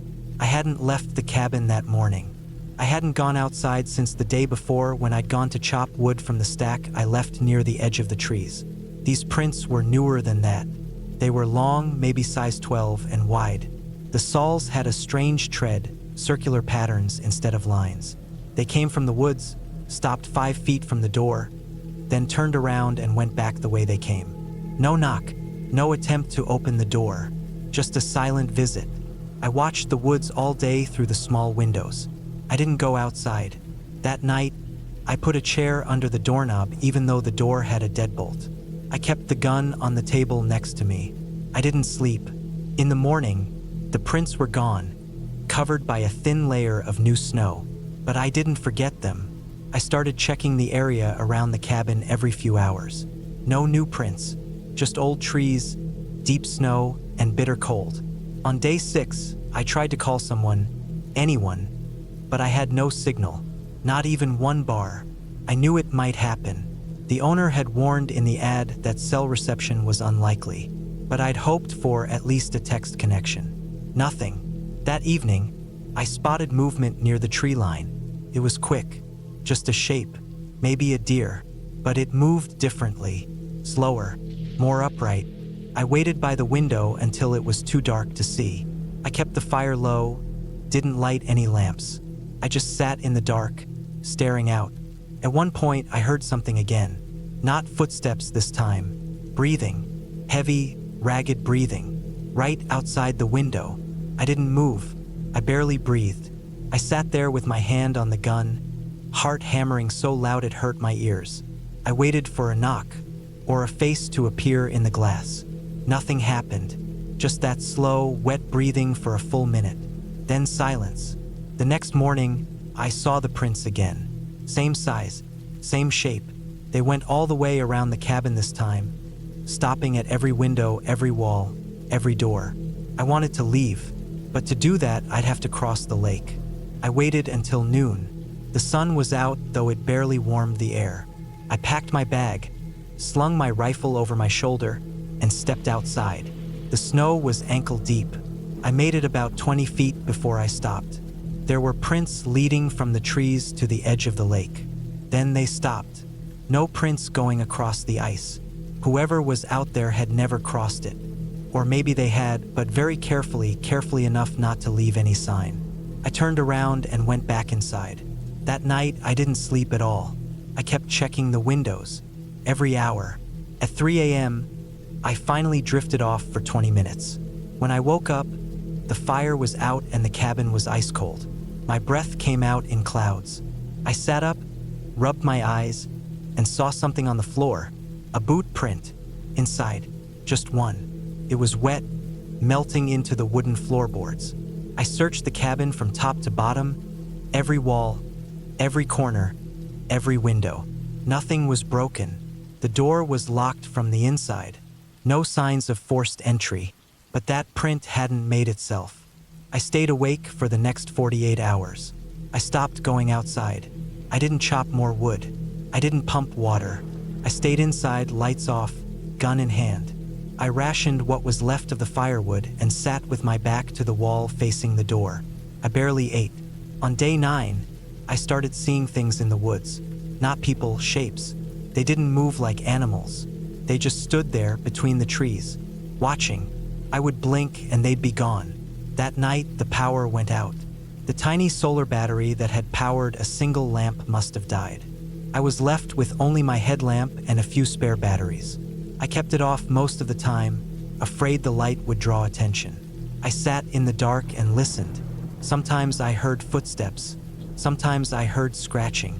Once, I heard something that sounded like someone dragging a stick along the outside wall. I counted the days by scratching lines into the table with my knife.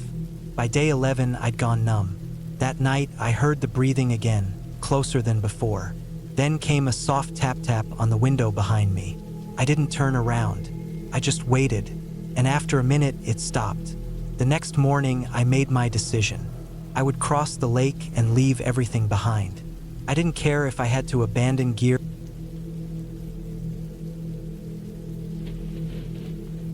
I had been working 12-hour days, 6 days a week, for almost 8 months straight. I was burnt out in a way that sleep didn't fix. My eyes were always heavy. My thoughts felt slow. My chest stayed tight like I was always just one thing away from snapping. I hadn't seen my parents in a year. I hadn't had a drink with friends in months. I couldn't even remember the last time I ate something that wasn't from a drive-thru. When my boss offered me a week off after a big project ended, I didn't even ask questions. I just said yes. I didn't tell anyone where I was going.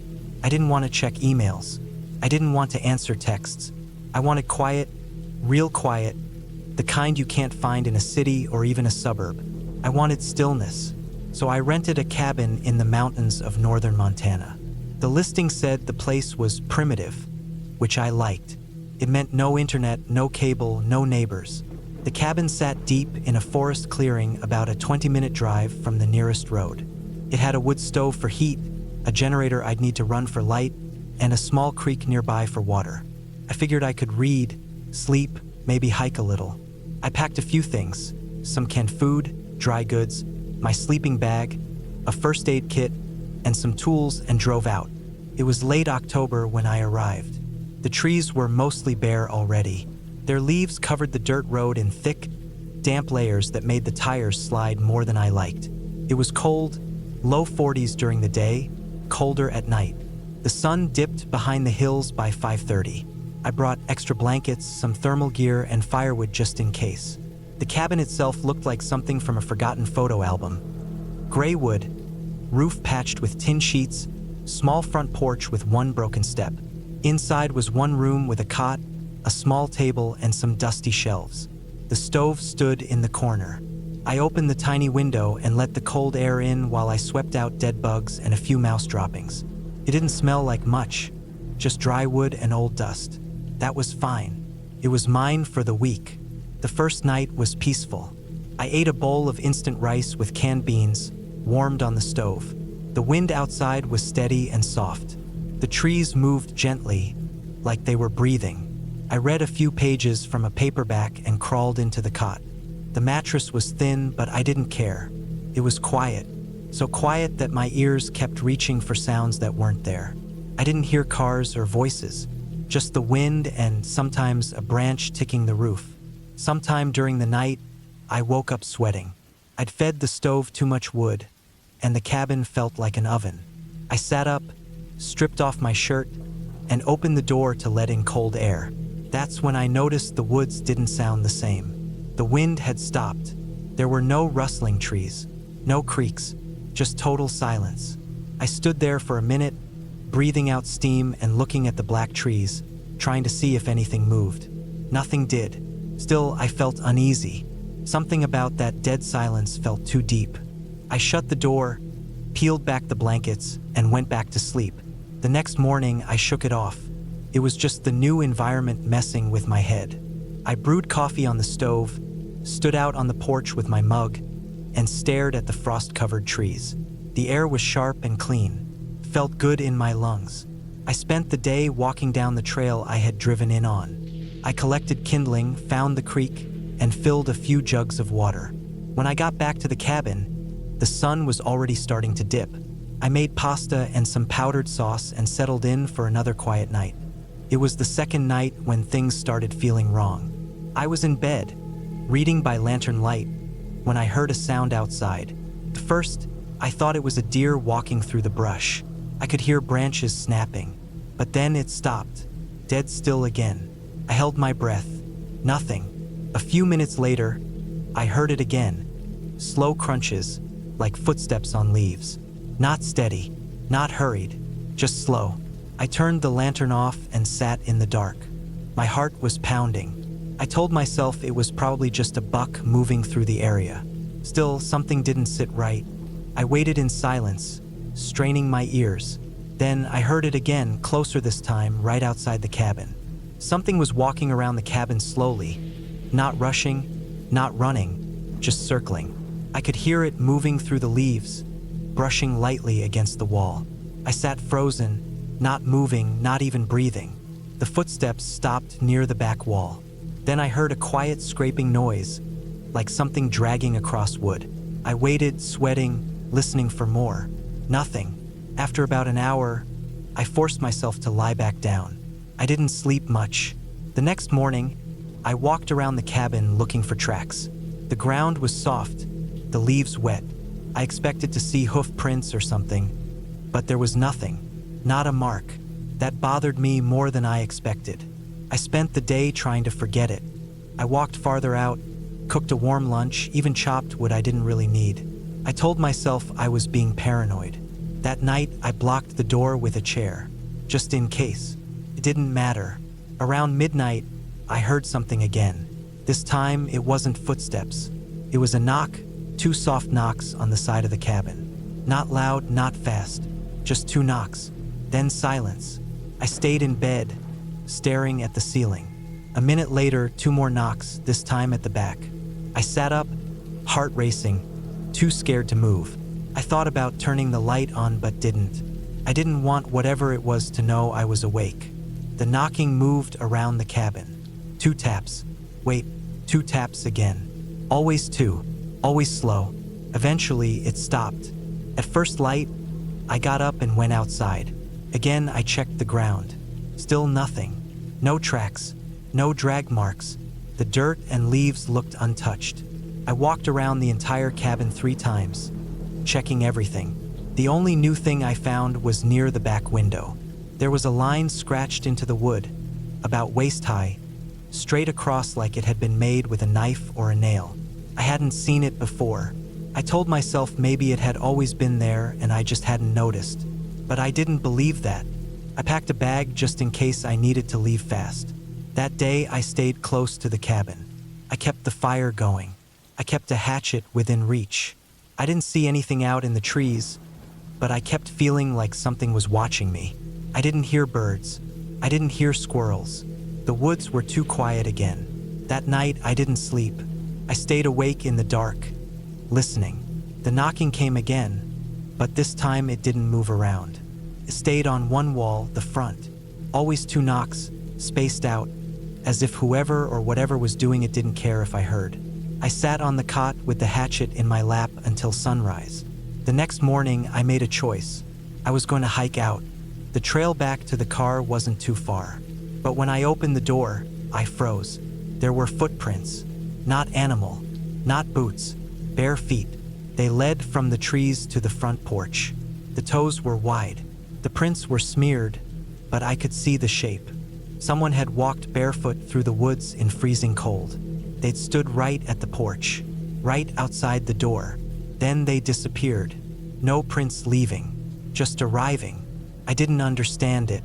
I followed the prints into the trees, but they faded fast in the wet leaves. I thought about running. I thought about leaving everything and hiking to the car. But a part of me didn't want to be followed. If someone was out there, watching me, I didn't want to turn my back. So I stayed one more night. It was the longest night of my life. There were no knocks, no footsteps, just that thick, endless silence. I stayed awake the whole time, barely blinking. In the morning, I didn't pack anything. I took my bag, my keys, and the hatchet. I locked the door even though I knew it wouldn't matter. I walked fast, not looking behind me. When I reached my car, I saw something stuck under the wiper blade. It was a photo, old, faded, torn on the edge. It showed the cabin, my cabin. From years ago, the trees were smaller, the wood was newer, and standing on the porch was a man. He was shirtless, barefoot, staring at the camera with his hands at his sides. I flipped the photo over. Written in smudged ink were 4 words. "You don't belong here." I left. I drove until I hit the main road, then farther until I found a town with a gas station. I didn't stop driving until I was back in the city. I never went back to Montana. I didn't tell anyone about what happened. I deleted the rental app. I threw away my camping gear. I still think about the knocking, the bare footprints, the photo. I wonder how long that man had been watching the cabin. And I wonder what would have happened if I'd stayed just one more night.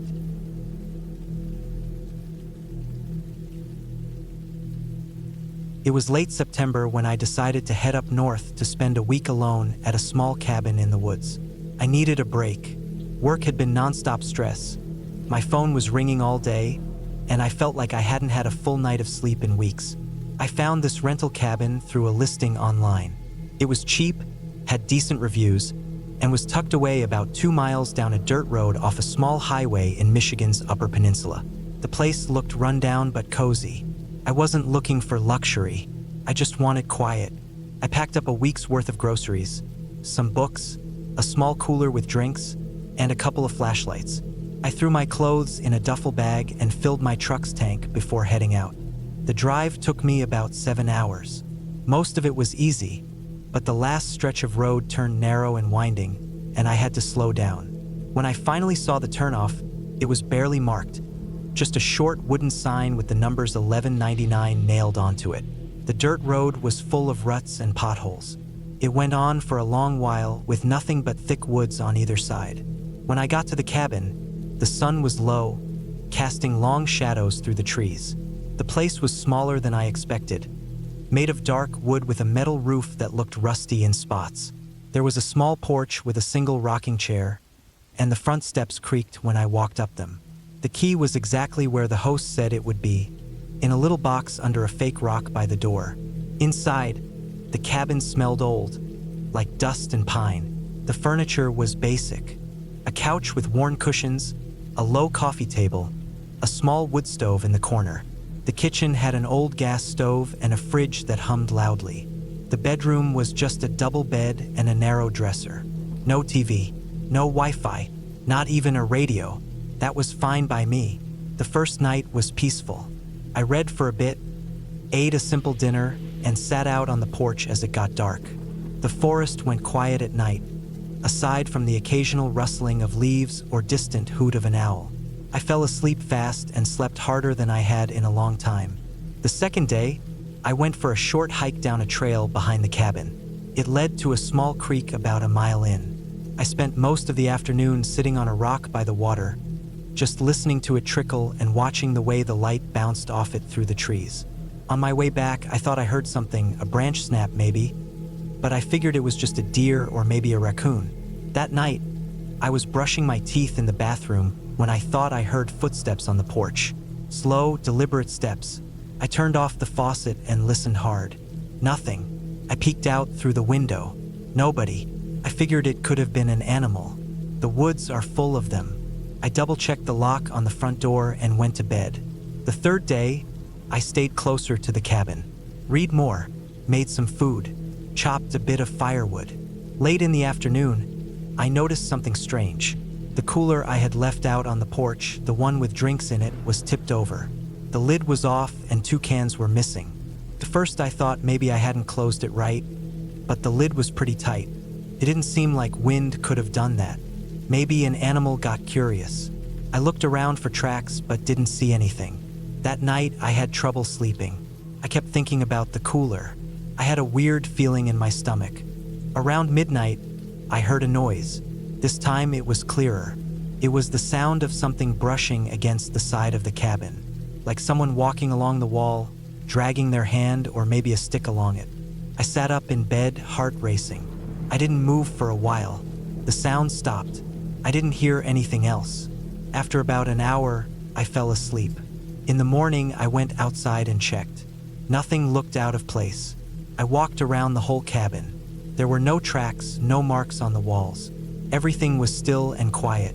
The fourth day, I decided to take the trail again. This time I walked past the creek and followed the path deeper into the woods. It was a clear path, narrow but obvious. I walked for maybe an hour before I got the feeling I was being watched. I kept stopping and turning around, but no one was there. It was just a feeling. Still, it stuck with me. Eventually, I turned around and headed back. Back at the cabin, things felt off. Like the air inside was heavier. I couldn't explain it. I checked the cooler again, still tipped over. I brought it inside this time. I also noticed one of the windows on the side of the cabin had some smudges on it, like greasy handprints. That was when I started to get really uneasy. That night, I didn't sleep. I left the lights on in the cabin. Around 2 a.m., I heard the footsteps again. This time, they circled the cabin. Slow and heavy. I sat up in bed, holding the flashlight.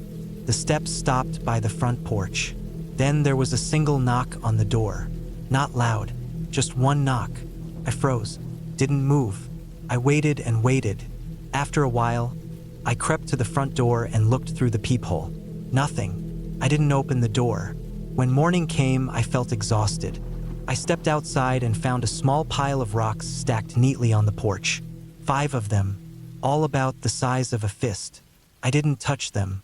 I left them there. The 5th day, I tried calling out with my phone, but there was no service, not even a bar. I thought about leaving, but I'd come all this way and I wasn't ready to pack up yet. I didn't want to feel like I was being run off by some weirdo or animal. I spent most of the day inside. I kept every window closed, every door locked. That night, I put a chair under the doorknob and stacked some empty cans by the door so I'd hear if it opened. Around 1 a.m., I heard the footsteps again. This time they were faster. Not running, but not slow either. They stopped suddenly. Then I heard what sounded like someone breathing outside the bedroom window. Just slow, heavy breaths. I didn't move. I sat there for hours.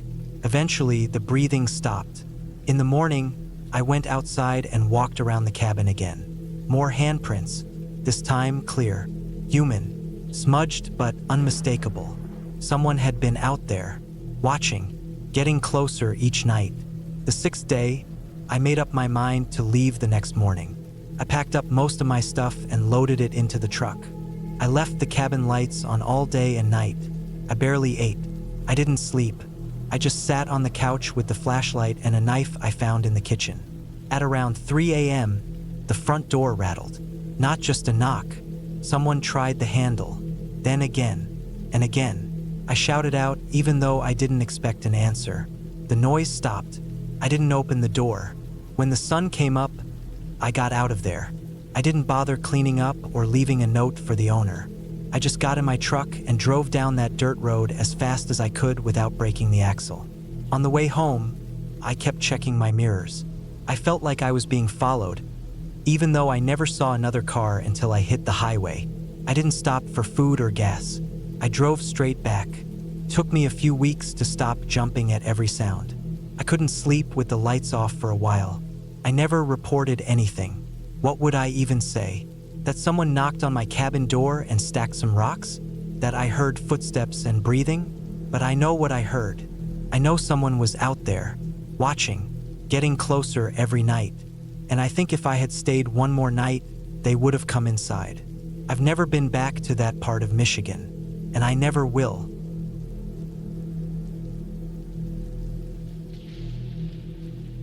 It was late October when I decided to rent a small cabin deep in the woods of northern Minnesota. I'd been working long hours at a warehouse job back in the city, barely getting sleep, and I just wanted silence. No phones, no traffic, no people. I'd taken a week off work, cashed out some vacation days, and booked this cabin after seeing a few pictures online. It looked clean and plain, just a small wooden building surrounded by trees, a fire pit out front, and a narrow dirt path leading into the forest behind it. I drove up on a Friday morning. The trip took almost 6 hours, but I didn't mind. Most of the drive was through small towns and empty country roads. The farther I got from the city, the more relaxed I felt. By the time I pulled off onto a gravel path leading to the cabin, I was in a good mood. The leaves had changed into all kinds of oranges and reds, and the cold fall air felt fresh after breathing in warehouse dust for weeks. The cabin itself was just like in the pictures. It had one main room, a small kitchen, a bathroom with a shower, and a bedroom in the back. Everything smelled like pine wood and dust, but it was cozy. There was no TV, no Wi-Fi, and no cell signal. I brought a few books, a bunch of canned food, bottled water, and a propane heater just in case. Felt perfect. The first 2 days were quiet. I mostly sat outside in a lawn chair, reading, drinking cheap beer, and watching the wind move through the trees. At night, I'd build a small fire, cook something easy, and go to bed early.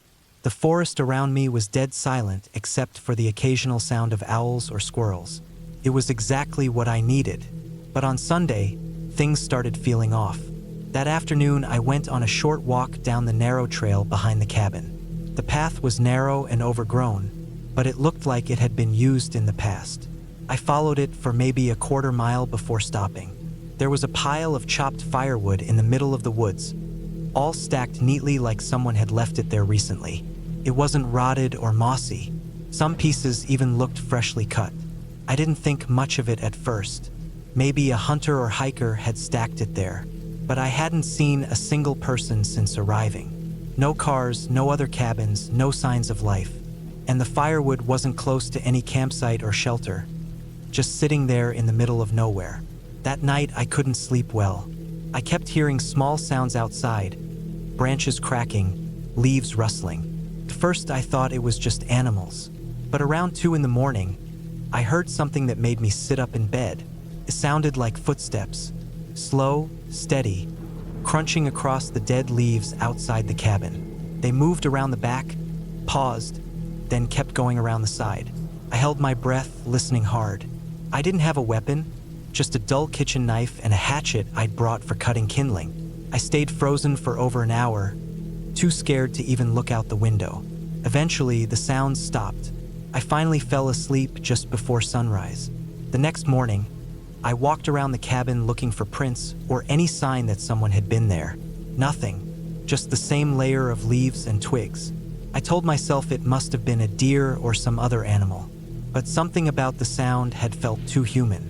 That afternoon, I stayed close to the cabin. I didn't go down the trail again. I kept the fire going all day and made sure the hatchet was always within reach. I was on edge. Every little sound made me tense up. When it got dark, I locked the cabin door and pushed a small dresser in front of it. I shut all the curtains and turned off the lights. I sat in bed with the hatchet on my lap and didn't sleep. Around midnight, I heard the footsteps again. This time they were louder, closer. I could hear them moving slowly across the front porch. The boards creaked softly under the weight. Then they stopped. There was a long pause, then a knock. Just one knock. Slow, heavy. Not like someone trying to get your attention. More like they were letting me know they were out there. I didn't move. I barely breathed. I sat in bed gripping the hatchet, staring at the door. I stayed like that until the sky started turning light. When I finally worked up the courage to open the door, no one was there. No prints again. Nothing. I should have packed up right then and driven back to the city. But I didn't. I told myself I was being paranoid. Maybe the knocking was a tree branch in the wind. Maybe I was just tired and hearing things. I stayed one more night. That was a mistake. The next day, I was so on edge I barely ate. I checked the woods every hour, circled the cabin, looked for signs of anything strange. The trail where I'd found the firewood now looked different. I swear there were boot prints leading off it into the trees. Not deep ones, but definite impressions in the wet leaves. I couldn't tell how many or which way they were going. I stopped walking further and went back inside. That evening, I decided to keep every light on. I even left a few candles burning. I kept the hatchet close and the propane heater running in case I needed to make a run for the car. I planned to leave first thing in the morning, but I didn't get the chance. Sometime around 3 a.m., I woke up to the sound of something scraping the cabin wall. Not scratching, scraping, like metal against wood. Long, slow, dragging sounds that moved along the outside wall near the bedroom. Then it stopped. Then silence. I got out of bed, holding the hatchet, and moved slowly into the main room. I turned off all the lights and crouched down by the window, trying to look out without being seen. At first, I didn't see anything, just trees, shadows, and the soft glow of moonlight. But then I saw something move near the edge of the trees. Person, just standing there, not doing anything, just standing and facing the cabin. They were maybe 50 feet away. I couldn't see a face or any details, just a figure in dark clothes, completely still. I ducked down and crawled to the kitchen. I waited. Every second felt like forever. After 10 minutes, I peeked out again. The figure was gone. That was it. I couldn't stay another minute. I threw all my stuff into my backpack, grabbed the keys, and ran for the car. The woods were silent. I didn't look around. I just jumped in, started the engine, and drove. I didn't stop until I hit a gas station 2 hours south. I went inside, bought coffee, and sat in my car until the sun was fully up. I looked like a mess, pale, shaking, eyes bloodshot. I never called the police. I didn't even tell the owner of the cabin. I just left the key in the drop box and never looked back. I didn't want to explain what happened. I didn't want to sound crazy. That was 2 years ago. I still think about it sometimes, especially when I'm alone. I've looked up other cabins in that area and found nothing about anyone going missing or anything strange. Just empty land, woods, and cold wind. I'll never go back to a remote cabin again. I don't care how peaceful it looks. I don't care how quiet it is. Because once you hear someone walking around your cabin in the middle of the night, someone you never see, you'll never sleep the same again. I still don't know who was out there. Maybe someone living off the grid. Maybe a hunter who didn't like people near their land. Or maybe someone worse. But I'm done trying to figure it out. I'm just glad I got out when I did. I don't know what would have happened if I had stayed one more night, and I never want to find out.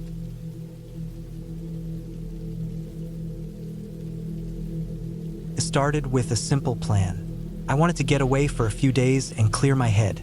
I'd been stuck in a cycle of stress from work, bills, and city noise that never seemed to stop. I looked online for a remote cabin to rent, something deep in the woods, far from the nearest road. I didn't care if it had cell service or Wi-Fi. I just wanted quiet. After a few hours of scrolling, I found one. A small, one-bedroom cabin in northern Minnesota, about an hour from the nearest town. It was old but clean, with a wood stove, a little kitchen, and a big window that overlooked a lake. The listing said it was once a hunting cabin but had been fixed up a bit. There were no other houses nearby, and the nearest neighbor was over 2 miles away. It sounded perfect. I packed some food, water, a sleeping bag even though it had a bed, and a basic first aid kit. I also brought a camp axe, a flashlight, and a knife. Nothing fancy, just what I thought I might need to spend 3 nights alone in the woods. I drove up on a Friday morning, leaving before sunrise to beat traffic. The drive was quiet. Trees thickened as I moved north, and by the time I turned onto the gravel road leading to the cabin, I hadn't seen another car in 20 minutes. The gravel road was narrow and twisted through tall pine and birch trees. Branches sometimes scraped against the side of my car, and I had to drive slowly to avoid potholes. After about 15 minutes, I saw the cabin. It was exactly like the photos. Small, gray with siding, a slanted roof, and a chimney made of stones. It was about 50 yards from the edge of a dark, still lake. I parked beside the cabin and turned off the engine. The silence was thick. No wind, no birds, no distant engines or voices. I stepped out and stretched, breathing in the pine and damp earth smell. The air was cooler here, clean and sharp. Inside the cabin was simple but solid. A small wood stove stood in the center, and beside it was a pile of chopped logs. There was a little table, a wooden chair, a cabinet with some canned food, and a mattress on a wooden frame against one wall. There was no electricity, no running water. I'd expected that. The window overlooking the lake was large, and I could see the water shining between the trees. I spent the first few hours unpacking and checking the place out. The axe was a little dull, so I sharpened it with a stone I found in one of the drawers. I went down to the lake and filled a couple of jugs with water, using iodine tablets to purify them. I made a small fire in the stove just to see how fast it warmed the room. By sunset, I had a good rhythm going. That night was quiet. I sat by the window and watched the lake as the sky turned pink, then orange, then black. No sound, no bugs, no birds, nothing. It was so quiet that I started to notice my own heartbeat. I didn't sleep much that night, not because I was scared, but because it felt unfamiliar. The silence was too deep. The second day, I decided to hike around the area. I didn't want to go far, just explore the woods around the cabin. I left a note on the table with the time I left, just in case. I brought my knife and a compass. The woods were thick with pine needles and ferns, and the ground was soft and springy. I walked for maybe 2 hours, sticking to what seemed like deer trails. I didn't see any animals, but I found old beer cans and a rusted metal trap that looked like it had been there for decades. When I got back to the cabin, the door was open. Not all the way, just a few inches. I froze. I was sure I'd locked it. I stood still for a minute, listening. Nothing, just that heavy silence. I walked up slowly, knife in hand, and pushed the door open. Everything looked the same. My bag was where I left it. The water jugs, the wood pile, the flashlight. Nothing was missing or moved. I walked through the cabin, checking every corner. Nothing. Maybe I hadn't latched the door tight. It was old and the frame was a bit warped. Still, I felt uneasy. That night, I built a fire in the stove and kept my flashlight beside the bed. I didn't sleep well. I kept waking up, listening. At one point, I heard a thump outside. It wasn't loud, just a soft sound, like a boot hitting the ground. I held still, barely breathing. It didn't come again. In the morning, I walked around the cabin. The ground was mostly pine needles and moss, so there weren't many clear footprints, but near the back corner, I found a small patch of mud. And in the mud was a print. It looked like a boot print. Not mine. It was wider with a deeper tread. Someone had been here. I stood staring at it for a long time.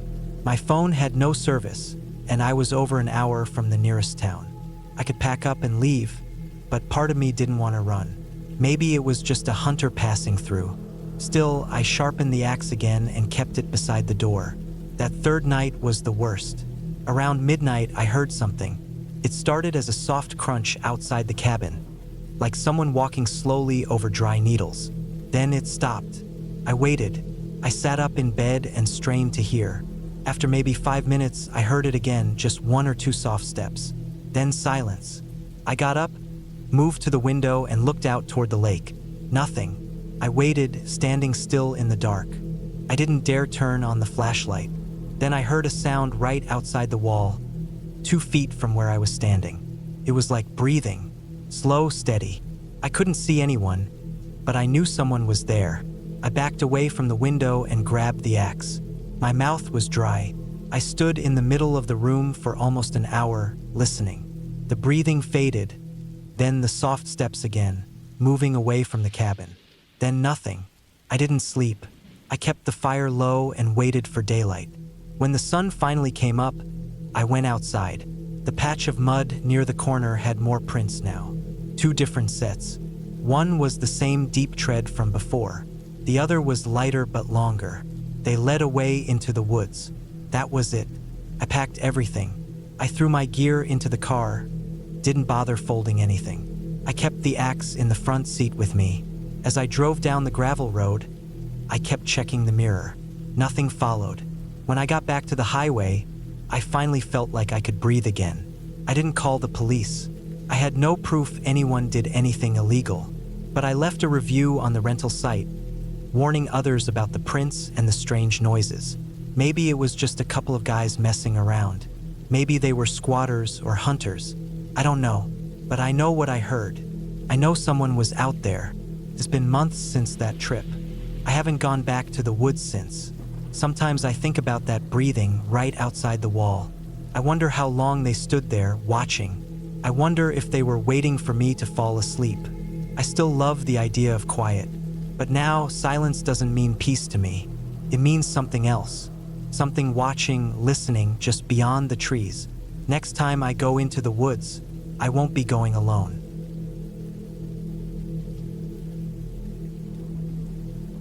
I wanted to disappear for a few days. Life in the city had been gnawing at me more than usual. The traffic, the sirens, the constant buzz of phones and deadlines. It had all been too much. I hadn't taken a real break in years.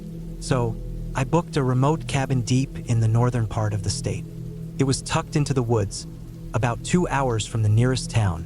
surrounded by thick pine forest and not much else. I found it online through a small local listing site. It wasn't on Airbnb or any big platform, just an old blog run by a retired park ranger who rented out his cabin when he didn't need it. The photos showed a small wooden place, a little run down, but with a porch, a fire pit, and miles of quiet. No Wi-Fi, no TV, barely any cell signal. That was exactly what I needed. I packed simple clothes, a flashlight, a hatchet, food for 4 days, water, a sleeping bag, and a first aid kit. I had been hiking and camping since I was a teenager, so I figured I knew what I was doing. I'd be totally alone out there, and that was the whole point. The drive took nearly 5 hours. The paved road turned into gravel, then into a dirt path that wound through the forest in tight turns. Branches scraped along the sides of my truck, and the road was so narrow I prayed no one would come the other way. The forest got thicker with every mile. Pines towered on both sides, dark green and unmoving. The silence out there felt like a different kind of air, thicker and heavier. I reached the cabin just before sunset. It looked exactly like the photos, maybe a little older. The wooden steps creaked as I went up to the porch. There was no lock on the door, just a rusted handle and a note left behind by the owner, telling me where to find the light switch and the key to the outhouse behind the cabin. Inside, it smelled like pine and old dust. The cabin was small, just a main room with a wood stove, a kitchen area with a gas burner and sink, and a small bedroom in the back. No power outlets, just a few battery lanterns and a wind-up radio. Felt like time had frozen there. I lit a fire in the stove, unpacked my gear, and made a quick meal with canned beans and instant rice. Outside, the woods had gone completely dark. Not dim, pitch black. I stepped out onto the porch after dinner and couldn't see more than 10 feet in front of me. There were no streetlights, no moonlight through the clouds, only the crunch of twigs now and then in the distance. The forest didn't feel dead. Felt like it was watching. That first night passed without much trouble. I slept okay, though I woke up once around 3 a.m. to what I thought was a branch breaking nearby. It echoed loud, like something heavy had stepped on it, but I figured it was a deer or a bear. I rolled over and went back to sleep. The second day I spent hiking. There was a trail near the back of the cabin that looped around a shallow ridge and led to a small lake about 3 miles in. The weather was cool, maybe in the 50s, and everything smelled like wet earth and pine needles. I didn't see anyone all day, which didn't surprise me. That part of the woods was almost entirely private land. When I got back around 4 p.m., I noticed something strange right away. The axe I kept leaning against the porch had been moved. I remembered exactly where I left it the day before. Blade facing down, handle to the right, resting against the side of the railing. Now it was propped the other way around, a few feet to the left. I stood there for a long second, staring at it. I thought maybe I bumped it and forgot. Maybe it slipped, but something felt off. I didn't see any animal tracks or signs that someone had walked through the dirt. Still, I pushed the thought away and convinced myself I had just placed it wrong and didn't notice. That night, I couldn't sleep as well. I kept hearing things. Soft crunching in the leaves, movement in the woods, something bumping against the back wall of the cabin. I turned the lantern on twice and sat up for nearly an hour each time, just listening. The second time, around 2 a.m., I grabbed the flashlight and looked out every window. I saw nothing. The darkness outside swallowed everything. The next morning, I found boot prints. They were behind the cabin in the loose soil near the outhouse. 2 sets. One was mine. I recognized the tread on my hiking boots. The other wasn't. It was wider, flatter, with a worn-out heel that left only a faint trace. Someone else had been back there. The prints came in from the woods, looped near the outhouse, and disappeared toward the trail. No drag marks, no signs of running, just walking. I stood there for a long time trying to make sense of it. There were no other cabins within several miles. The nearest main road was an hour's drive. Whoever it was would have had to walk in. Maybe a hunter, maybe just someone lost. Maybe. That day I kept the axe with me. Even when I went to the lake again, I strapped it to my pack. I didn't see anyone on the trail, but I kept turning around every few minutes. I started noticing more broken branches, disturbed underbrush. It was small stuff, but once you start looking for it, it's everywhere. Little signs that something else has passed through. When I got back to the cabin, more things were off. The back door was unlocked. I never used it, I always went in through the front. But the old wooden door in the kitchen had been latched when I left. Now it hung slightly open, creaking in the wind. I looked around the cabin. Nothing seemed taken, but I noticed the wind-up radio had been moved from the shelf to the floor. That was it for me. I was done playing it cool. I packed everything into my bag that night and decided I would leave first thing in the morning. I had driven too far to make the trip at night with the bad road, and I wasn't going to risk wrecking the truck in the dark. But I wasn't staying another day. I didn't sleep that night. I kept every lantern on and sat near the door with the axe across my lap. The noises were worse, soft knocks on the wall, like fingertips brushing the wood, crunching leaves. One time I thought I heard breathing, long and slow, just outside the bedroom window. I stayed frozen in my chair until dawn. As soon as the light came, I threw my gear into the truck, locked the cabin as best I could, and started driving. I didn't make it far. About 20 minutes down the dirt path, my front passenger tire blew. I swerved and barely kept the truck from hitting a tree. When I got out, I saw the tire had been cleanly punctured by something sharp. Metal. A rusted old spike. Not the kind that falls off a truck. This one looked placed, on purpose, like a trap. I had a spare, but it wasn't great. The rubber was dry and cracking. I switched it out fast, constantly looking over my shoulder into the trees. Every sound made my heart jump. Every bird call made me flinch. I drove slower the rest of the way, afraid the spare would go too. When I reached the main road, I didn't stop until I got home. I should have left it at that. I should have just written the whole thing off as a weird encounter and moved on. But 3 days later, someone broke into my apartment. They didn't take anything. Not the TV, not the laptop, not the cash in the drawer.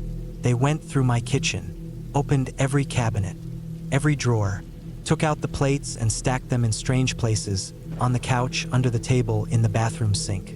There were muddy footprints in the hallway. I changed the locks and got a camera, but it kept happening. Every few days, I'd come home and find something moved, a drawer left open, a spoon placed upright on the floor. One time, all the light bulbs in the apartment had been unscrewed just slightly, so they wouldn't turn on. No forced entry, no camera footage, just disturbance. I moved within a month. I picked a high-rise in the middle of the city, a place with a doorman and surveillance on every floor. I told myself it was over, but last week, I found a pair of muddy boot prints on my balcony. I live on the 14th floor.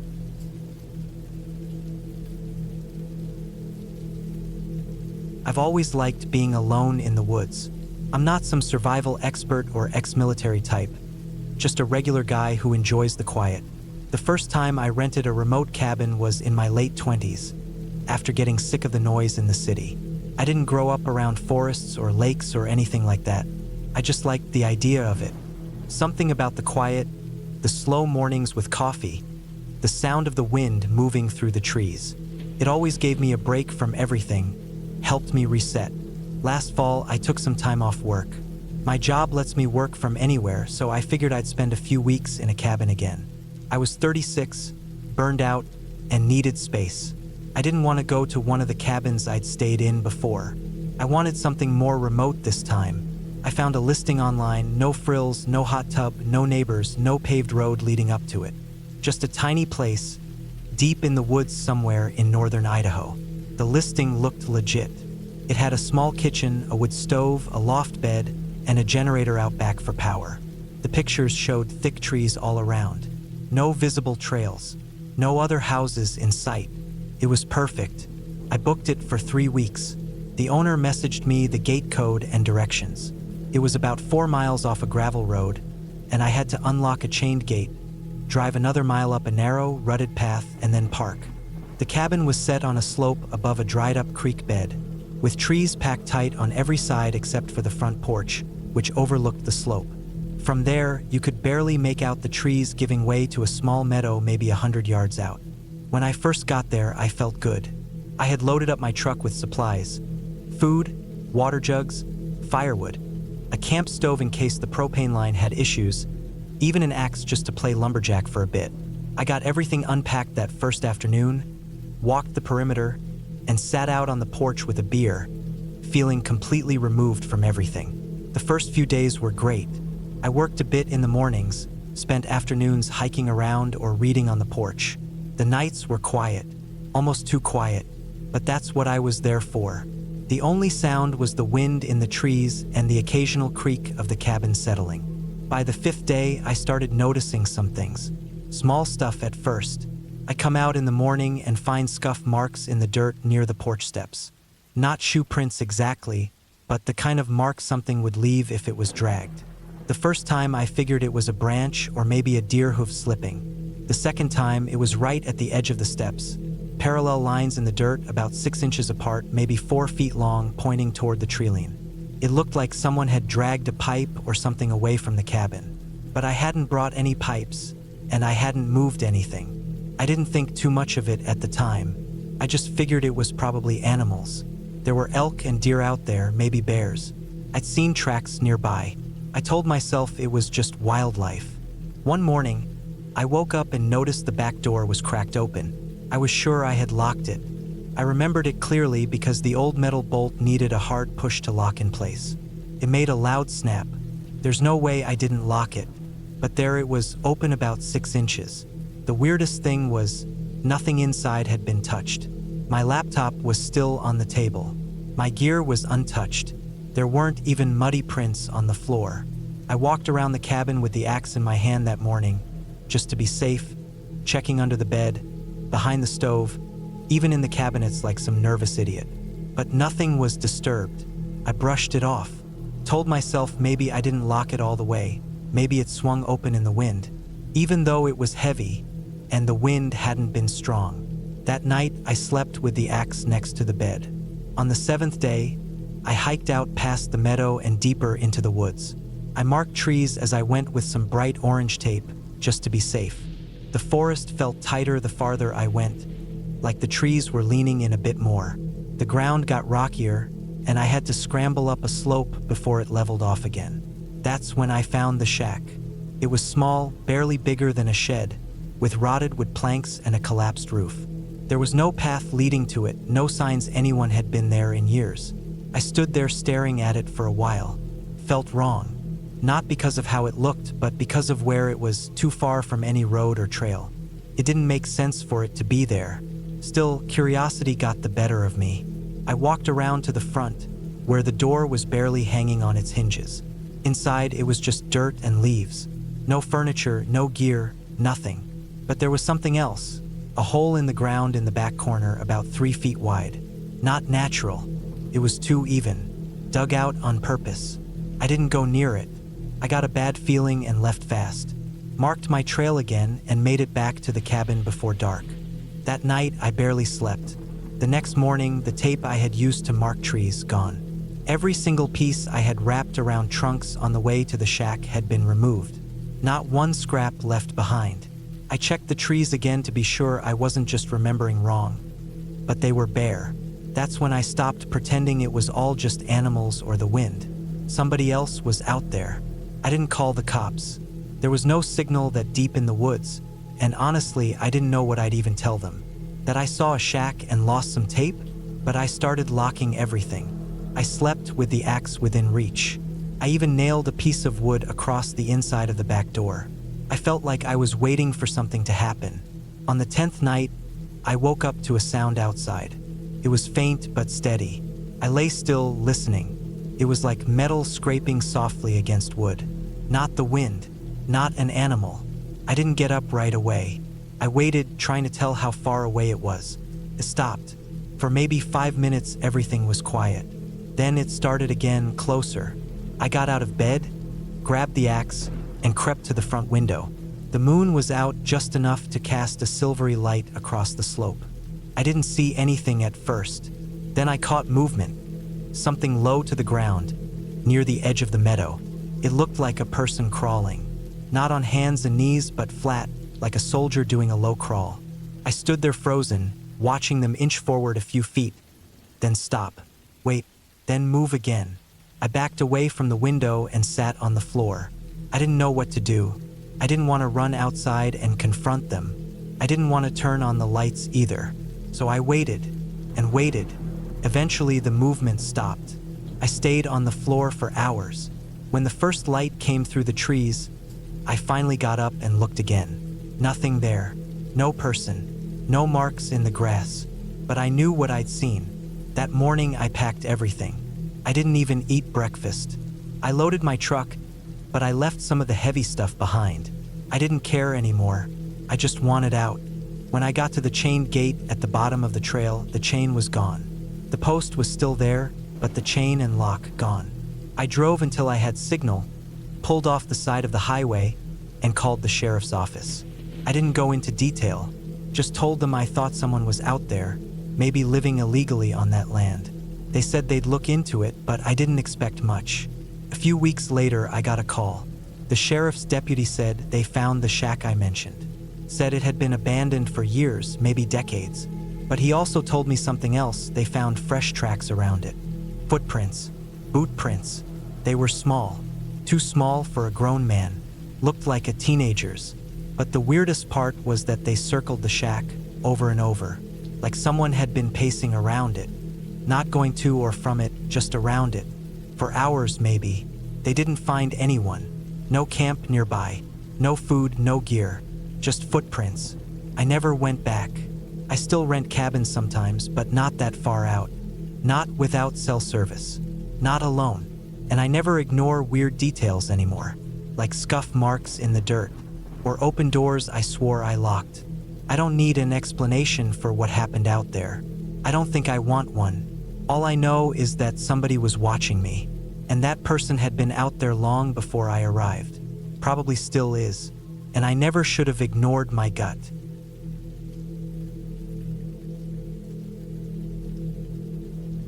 I needed to get away. Everything was too loud: work, people, traffic, screens. My phone felt like a leash. I was always checking it, answering messages, reading emails. I wasn't sleeping much, and even when I did, I felt tired. One night, I looked at myself in the bathroom mirror and didn't recognize the person staring back. Pale face, dark circles, tension behind the eyes. I knew I had to do something. I found the cabin online. It was listed as a quiet retreat in the middle of nowhere. Literally, no Wi-Fi, no cell service, no neighbors for miles. The pictures showed a small wooden cabin surrounded by pine trees, sitting next to a little lake. It looked peaceful, isolated, perfect. I booked it for a full week. I didn't tell many people I was going, just left a vague message at work and told one friend I'd be off-grid for a bit. I didn't even give him the exact address. Looking back, that was a mistake.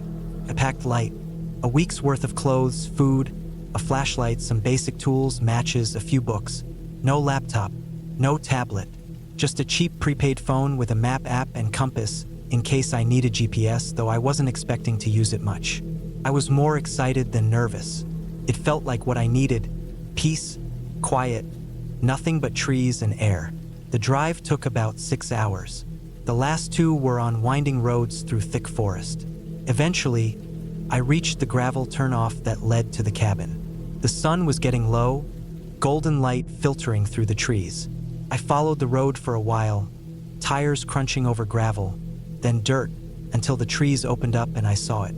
The cabin was small and square, made of dark logs with a pitched green metal roof, a tiny porch out front. The lake was just a few hundred feet away, still and smooth, reflecting the trees. The place looked even better than the pictures. I parked beside it and took a deep breath. It was so quiet. No birds, no insects, no wind. Just the soft ticking of my car engine cooling down. I carried everything inside in one trip. The inside was simple.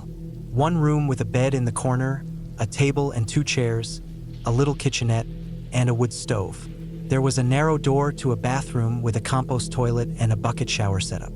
No electricity, but the place had candles and a couple of oil lamps. The windows were small and square, one on each wall with thick curtains. I ate a simple dinner, lit a candle, and read for a while. I slept well that night, maybe better than I had in months. The next couple of days were peaceful. I woke up with the sun, made simple meals, read, took walks in the woods, and sat by the lake. I didn't see a single person. No planes flew overhead. No sounds of cars or chainsaws or people talking. It was like the world had hit pause. The only thing that started to bother me a little was the silence. First, it was peaceful, but after the third day, it started to feel off, too quiet. I noticed there weren't many birds or squirrels or deer. In a forest that size, you'd expect to see something, but I hadn't seen a single animal. I told myself maybe it was the time of year or the weather. Still, it sat in the back of my mind. On the fourth day, things started to feel different. I woke up a little after sunrise and stepped outside. There were footprints in the dirt. They weren't mine. They came from the woods and stopped about 20 feet from the cabin. Just one set. Deep, clear prints, boots, maybe work boots. The ground had been soft from some light rain the night before, so the impressions were fresh. I stood there for a long time staring at them. I didn't panic right away. I thought maybe a hunter had passed through, or a forest ranger. But the prints didn't lead away. They just stopped. No sign of someone turning around, no other tracks. Just that one line of footprints from the trees to 20 feet in front of my cabin, like whoever it was had stood there watching, then vanished. I didn't go into the woods that day. I stayed close to the cabin. I kept the door locked and stayed inside after dark. I didn't sleep well that night. Every creak of the cabin made my ears perk up. I told myself it was probably nothing, but I kept a heavy flashlight beside the bed, just in case. The next morning, the footprints were gone, washed away by a bit of morning rain. I tried to shake it off, but the feeling that I was being watched wouldn't go away. I'd step outside and scan the trees, certain someone was just out of sight. The forest didn't feel empty anymore. Felt like it was hiding something. That afternoon, I walked down to the lake. I hadn't gone that way since the first day. I stood near the edge, looking out over the water. It was calm and still. Then I noticed something on the opposite shore, maybe 300 feet away. Person. They were standing just at the tree line, partially hidden behind a thick pine trunk. I could barely make them out. They weren't moving, just standing, watching. I stared at them for what felt like forever. They didn't move. I couldn't see their face clearly, just a shape, a figure. My heart pounded. Then I blinked, and they were gone. I looked again and again. Nothing. I don't know if they stepped back into the trees or if my eyes had played tricks on me. I didn't wait around to find out. I walked quickly back to the cabin, locked the door, and closed all the curtains. That night, I barely slept. Every sound made me sit up. I kept imagining someone walking around outside, trying the door, tapping the windows. On the sixth day, I woke up to find the lock on the back window damaged. It was a small sliding window over the sink in the kitchenette. The metal latch was bent like someone had tried to force it open. I packed my stuff. I decided I wasn't going to stay the last night. I didn't care that I'd paid for the full week. I just wanted to be gone. I threw everything into my bag, put it in the car, and turned the key. Nothing. The engine clicked but wouldn't turn over. I tried again, and again. Dead. I popped the hood and checked the battery. I don't know much about engines, but the wires looked like they'd been messed with. Frayed. Cut. Like someone had gone in there with a knife or pliers. I stepped back and looked around the clearing. No one in sight. Still, I had the feeling someone was watching. I went back into the cabin, locked the door, and sat on the floor with my back against the wall, holding the flashlight tight in my hand. My thoughts raced. No phone service. No neighbors. Car was dead. Someone had been near the cabin. Someone might still be out there. I made a plan. To first light, I'd walk. I remembered passing a small ranger station maybe 5 miles back on the gravel road. It had looked closed, but maybe there was a phone or something I could use. I didn't want to try walking through the woods.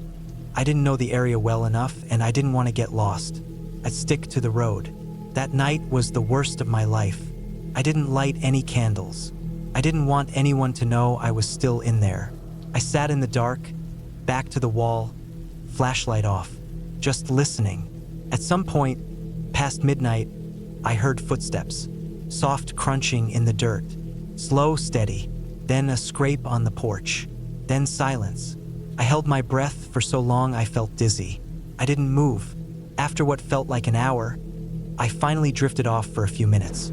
I think it was more like passing out from exhaustion than sleeping. I woke up just before dawn. I grabbed my bag, opened the door, and started walking. I stuck to the gravel road, moving fast. The forest felt like it was pressing in on all sides. I kept looking behind me, half expecting someone to step out from behind a tree. I didn't stop, not even to drink water. I just walked. After a couple hours, I saw the ranger station. It looked abandoned. The windows were boarded up, but the door was unlocked. Inside, it smelled like old wood and dust. No electricity, no radio. But in the corner, mounted on the wall, was an old landline phone. I picked it up. It had a dial tone. I called 911. The dispatcher said help was on the way. I stayed inside, door locked, until I heard sirens almost an hour later. 2 deputies showed up. I told them everything. I showed them my car, the cabin, the damaged lock, the engine. They looked around but didn't find anyone. No signs of recent activity, they said. I left that day, rode with one of the deputies to town, had my car towed. I didn't go back to get the rest of my stuff. I didn't care. I just wanted out. A few weeks later, I got a call from the sheriff's office. They had gone back to the cabin with a search team. In the woods behind it, they'd found a small makeshift shelter. Just a tarp strung between trees, some empty cans, a fire pit, and a hunting knife.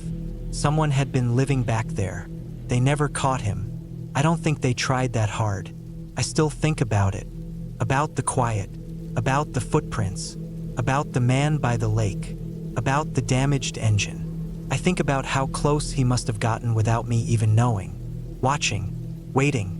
I haven't been back to the woods since. I sleep with the lights on now. Every night. But I got out. And that's enough.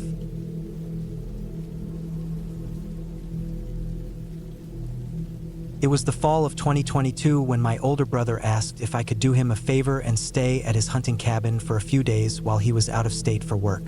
He said he had a few expensive tools and gear stored there, and with some break-ins happening in the area recently, he didn't want to leave it completely unoccupied.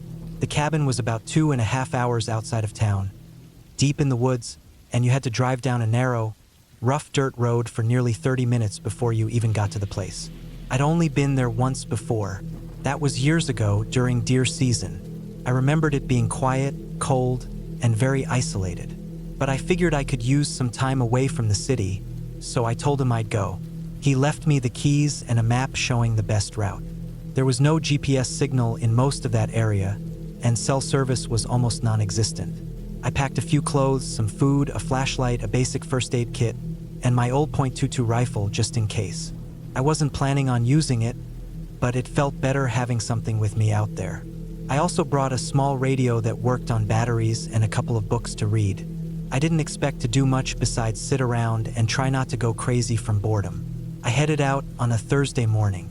The first part of the drive was normal. Highway for most of it, then county roads. After a while, the pavement ended, and I was rolling over loose gravel and mud. The farther I got, the less I saw of any signs of people. Fewer houses, no cars, just trees on both sides of the road and open land beyond them. After what felt like forever on that narrow dirt road, I finally saw the familiar chain across the entrance and the little wooden post where the sign used to hang. My brother had taken the sign down a while ago, so no one could see that the property was in use. I unlocked the chain and drove through, then got out and locked it again behind me. The trail from there to the cabin was barely wide enough for a vehicle, and the trees were so thick I had to drive slowly to avoid scratching up my car. Eventually, I saw the edge of the cabin through the trees. It looked the same as I remembered. A small square building with a green tin roof and a little porch out front. There was a metal chimney sticking out from one side and a stack of firewood piled nearby. No lights, no sounds, nothing but wind in the trees and the occasional chirp of birds. I parked beside the porch and sat for a minute before getting out. Inside, it was about as basic as it gets. One room with a bed in the corner, a table, a couple of chairs, a wood stove, some cabinets, and a counter with a propane burner.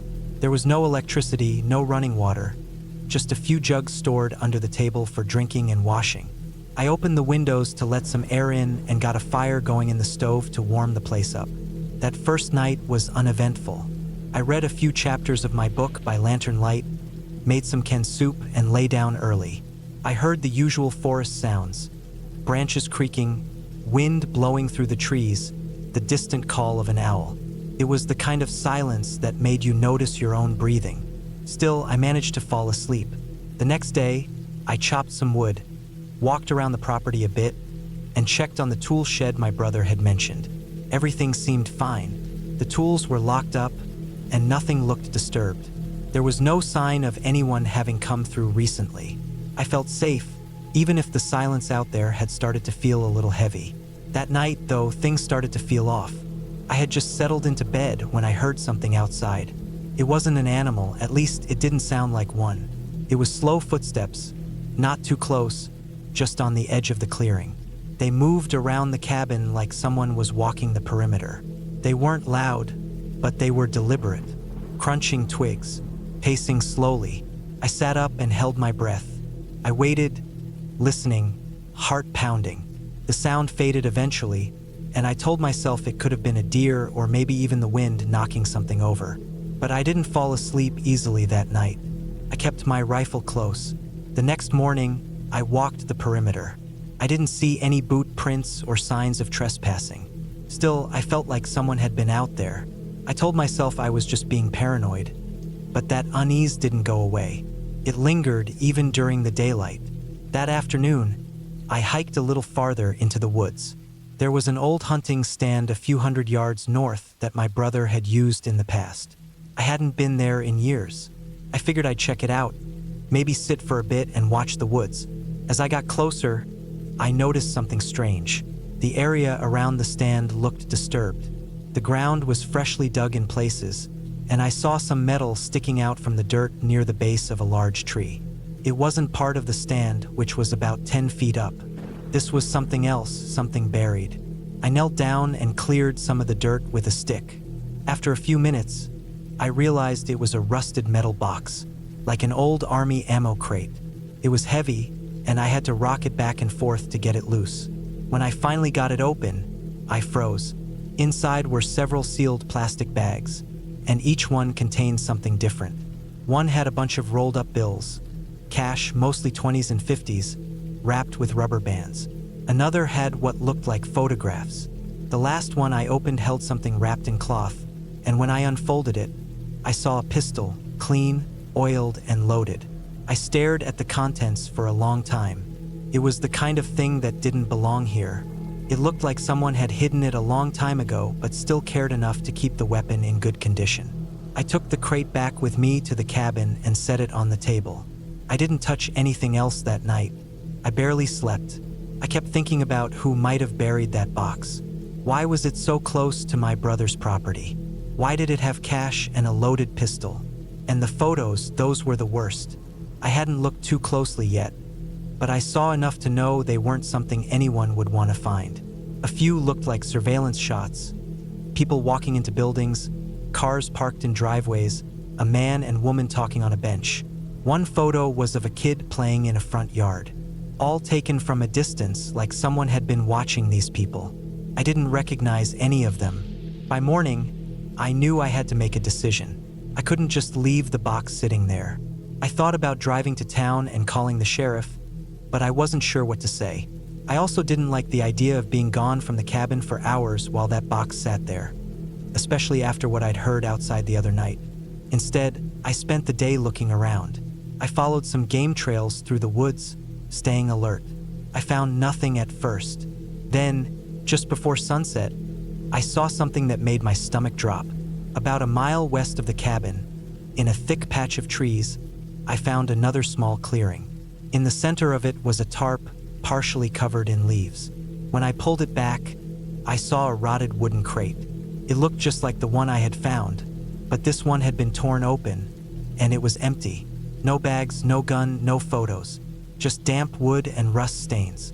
It was like someone had taken whatever was inside and buried a new stash closer to the cabin. And that made me feel sick because it meant someone had been out here recently. Maybe even the night I heard those footsteps. That night, I locked every window and sat by the stove with the rifle across my lap. I didn't sleep at all. I didn't light a fire after sunset either.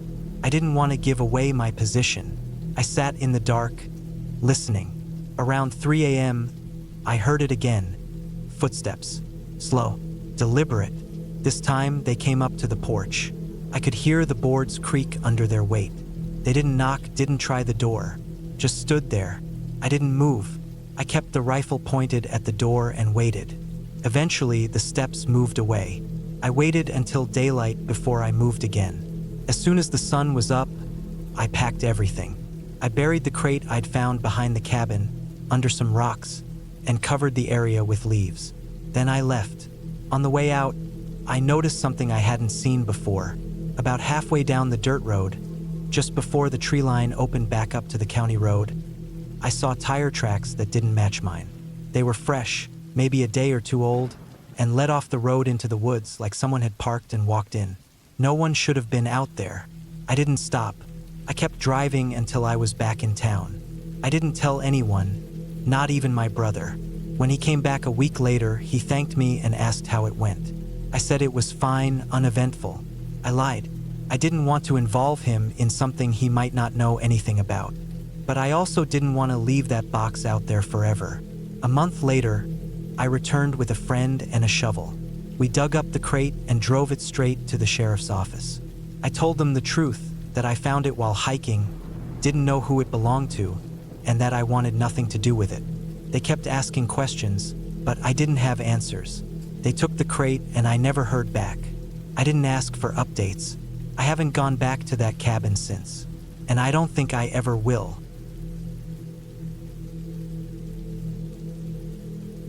It was the middle of October when I decided to rent a remote cabin up in the northern part of Minnesota.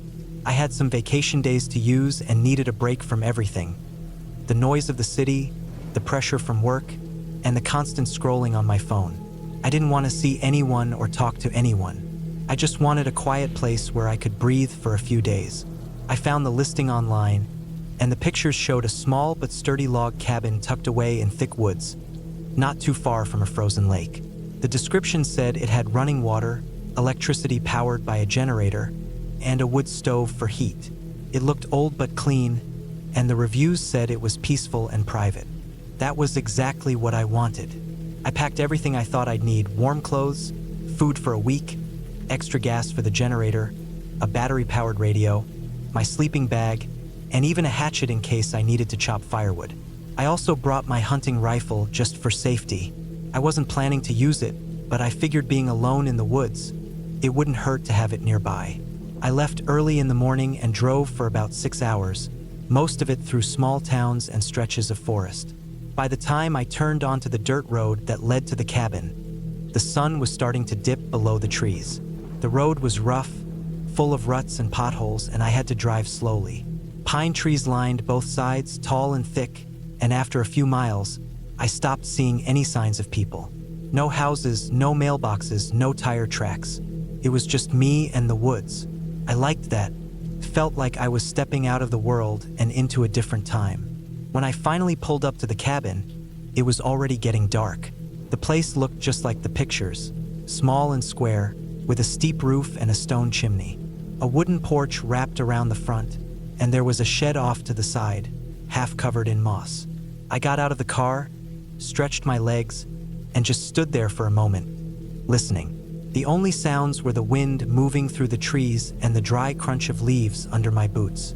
It was colder than I expected, and the smell of pine and damp earth filled the air. I unlocked the front door with the key from the lockbox and stepped inside. The cabin had one main room with a bed against one wall, a small table, a couple of chairs, and a wood stove in the corner.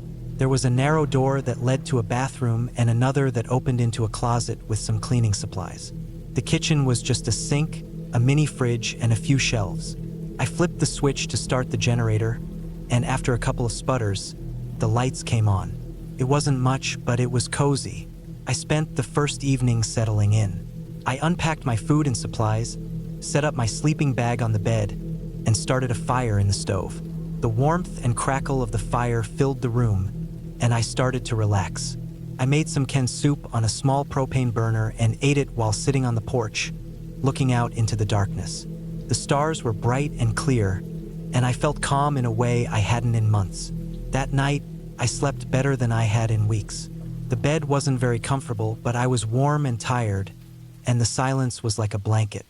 I didn't hear a single car or siren or shout, just the occasional creak of the wood and the wind outside. The next few days were exactly what I'd hoped for.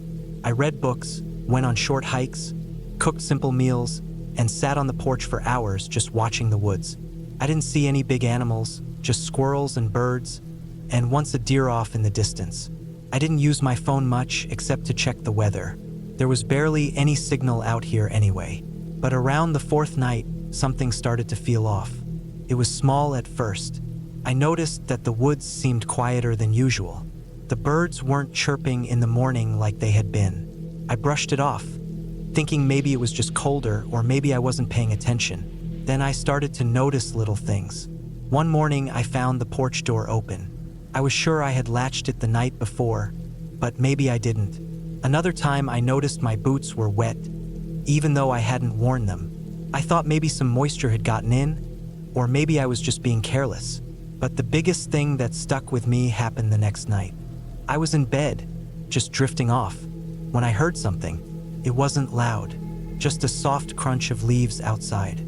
Then another, slow and deliberate. I sat up, holding my breath. The fire was still burning low, and the room had a warm orange glow. I waited, listening. Then I heard it again, this time closer to the porch. I got out of bed quietly and grabbed my flashlight and the rifle. I didn't want to assume the worst, but I wasn't going to take any chances. I opened the front door and stepped onto the porch. The light from the flashlight cut through the dark, but all I saw were trees and shadows. I called out, but no one answered. No movement, no sound. I stood there for a while, scanning the woods. Then I walked a few feet off the porch, listening. Nothing. Eventually, I went back inside and locked the door behind me. I didn't sleep well that night. The next morning, I walked around the cabin to see if I could find anything. Tracks, broken branches, anything that might explain what I heard. And I found them. Footprints. Bare human footprints in the dirt and dead leaves behind the cabin. They weren't mine. They were smaller and looked fresh, like someone had been walking around barefoot in the cold. That shook me. It didn't make sense. Who would be out here in the middle of nowhere without shoes? I told myself it was probably a prank. Maybe some kids from one of the small towns nearby messing around. But deep down, it didn't feel like a prank. It felt like something else. Something I didn't understand. I decided to stay inside that day. I kept the rifle nearby and didn't go out on the porch. I tried to read, but I couldn't focus. Every little sound made me jump. That night, I didn't sleep. I stayed up by the fire with the rifle in my lap. Around 2 a.m., I heard it again. The same slow steps circling the cabin. I turned off the lights and peeked out through the window, but I didn't see anything. The steps stopped, then started again on the other side. Then silence. I didn't leave the cabin at all the next day. I thought about packing up and going home early, but I didn't want to drive down that rough road in the dark. I told myself I'd leave first thing in the morning. I kept the lights on that night, kept the fire going, and sat in the chair with the rifle. Just before dawn, I must have nodded off. When I woke up, the fire was out, and it was cold. I got up to add more wood, and that's when I saw it. On the table next to my flashlight was a small rock, perfectly round, smooth stone. I hadn't brought it in. It wasn't there when I dozed off. Someone had been inside. I grabbed my bag, stuffed everything I could into it, and ran to the car. I didn't even shut the cabin door behind me. I just threw my stuff in the back, turned the key, and drove. The road was rough and I hit every bump too fast, but I didn't care. I just needed to get out of there. I drove until I found a gas station with people. I sat in the car for a long time, just trying to calm down. I thought about going to the police, but what would I even say? That someone walked around barefoot in the woods and left a rock on my table? I didn't think they'd believe me. When I got home, I unpacked and tried to put it behind me. I didn't tell anyone. I didn't go back to the woods. Sometimes I wonder who it was, or what they wanted, but I'm glad I left when I did. I still think about it sometimes, those steps in the dark, the footprints, the rock. I don't have answers, but I know it was real, and I know I'm never going back to that cabin again.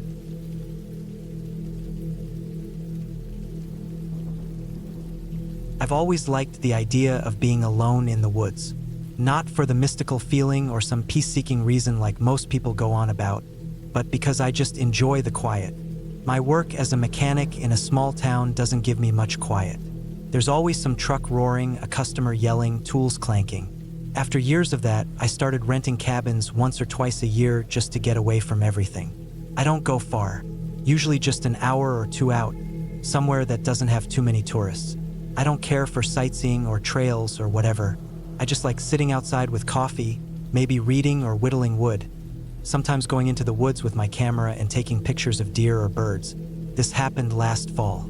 I'd taken a week off, and I found a cabin up near the edge of a state forest, about 2.5 hours from my place. It was off a dirt road, no neighbors for miles, and backed up right against the treeline. The guy I rented it from said it had running water, a working wood stove, and solar panels for the lights.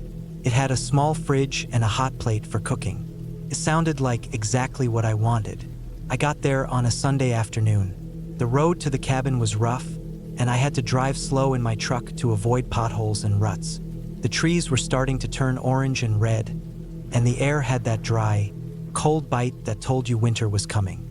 When I pulled up, I saw the cabin was smaller than the pictures made it seem, but it looked solid. It had a deep front porch with a rocking chair and a stack of chopped firewood next to the door.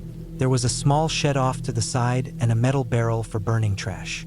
Inside, the cabin smelled like pine and old smoke. There was one main room with a bed, a little kitchen area, and a wood stove. The bathroom was tiny, with just a toilet and a shower stall. Everything looked clean enough, and the fridge was already cold. I unpacked, lit the stove, and started to settle in. The first couple days were what I expected. Peaceful. Cold mornings with fog in the trees. I spent a lot of time outside just walking near the cabin, sometimes taking pictures of the birds or the way the light looked through the trees. I stayed close, didn't really wander far, maybe a few hundred yards out at most. I saw a few deer, a raccoon once.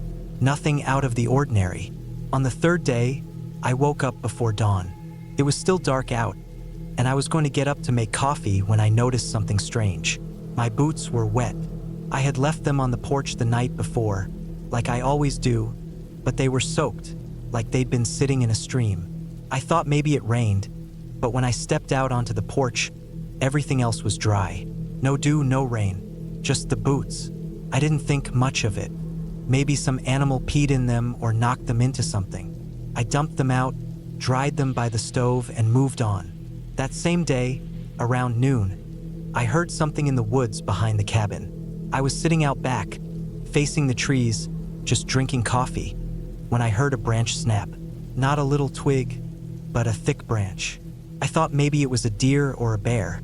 I stood up and looked, but I couldn't see anything. After a minute, I heard another snap, further to the right. Still nothing. I stood there a while, but whatever it was didn't come closer. Eventually, I went back inside. That night, I locked the door, pulled the curtains shut, and lit a fire in the stove. I read for a bit and went to bed around 10. It was quiet, so quiet I could hear the wind through the trees. Around 3 in the morning, I woke up. I didn't know why. It wasn't cold, and there wasn't any noise, but I had that feeling, like when someone stands behind you. My eyes were open, and I was staring at the ceiling in the dark. I didn't hear anything at first, but after a while, I heard something. It was soft, like fabric brushing against wood. Then a faint creaking. It was coming from the porch. I got up, slow, and went to the window by the front door. I pulled the curtain back a little and looked out. First, I didn't see anything. Then I noticed the rocking chair. It was moving, just slightly, back and forth like someone had just gotten up. I watched it for a long time. It didn't stop. I couldn't see anyone out there, but the way it rocked made my chest feel tight, like I was missing something. I didn't open the door. I stayed up until dawn, just sitting in bed with the lights on. When it got light enough, I went out and checked the porch. The chair had stopped moving. Nothing was out of place, but I noticed prints on the wood. Not boot prints, not bare feet either. Just these smudged, dirty marks, like someone had been out there with wet socks or something. That day, I didn't go far.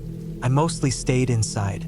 Around mid-morning, I noticed the solar lights flickering. The fridge shut off twice. I checked the panels out back, but they looked fine. I don't know much about solar stuff, so I just figured maybe it was cloudy or something. By sunset, I was on edge. I kept looking toward the woods, and every sound made me jump. I didn't light the stove that night. I didn't want the glow of the fire giving me away. I pulled the curtains tighter and sat in the dark with just one little battery-powered lantern. I didn't sleep much. Every little creak of the cabin made my skin crawl. I thought I heard something outside again around 1 in the morning. Footsteps. But when I looked, there was nothing. On the 5th day, I was ready to leave. I packed up most of my stuff and loaded it into the truck. I figured I'd just spend one more night and leave at first light. I was tired, uneasy, and I wanted to get back to somewhere with people. I spent the day trying to keep busy, sharpening a knife, writing in a notebook, anything to keep from thinking too much. That night, I double-checked the lock on the door, wedged a chair under the knob, and even dragged the small dresser in front of it. I had a heavy flashlight and my hunting knife with me in bed. I was laying there listening again, just trying to hear if anything was out there. Around 2 in the morning, I heard it. The chair on the porch again, creaking, then footsteps, soft, slow ones, coming toward the cabin. Then I heard something else, a thump right against the wall. Then again, like someone was slapping it with an open hand. I sat up, held my flashlight tight, and pointed it toward the door. The thumps moved around the cabin, slow and steady, like someone dragging their hand across the wood. Then silence. I sat there for what felt like an hour. No more noise. Nothing. I must have fallen asleep sitting up, because I woke up when it was light again. I jumped up, moved the dresser, pulled the door open, and looked around. The ground was wet, like it had rained, but the sky was clear. I stepped out and saw the same smudged prints, but this time they were everywhere. All around the porch, circling the cabin. Some near the shed. I grabbed the last of my stuff, threw it into the truck, and drove off. I didn't even look back. The road out felt longer than before. My hands were tight on the wheel the whole way. Once I hit pavement, I finally felt like I could breathe again. When I got home, I unpacked, threw my clothes into the wash, and took a long shower. I didn't sleep much that night either, but I was glad to be home. I thought about what happened a lot in the weeks that followed. I didn't tell anyone. What would I even say? Nothing really happened. Nothing I could prove. But I know what I felt. I know what I heard. I've stayed in cabins since then, but never that far out. Not without other people nearby. Something was out there. I don't know who or what, but it knew I was alone, and it wanted me to know it too. Now, when I rent cabins, I look for ones with neighbors, with cell service, with motion lights. I still like the quiet, but not the kind that feels like it's listening back. That week taught me a lot. There's a line between being alone and being isolated, and I don't think I ever want to cross that line again.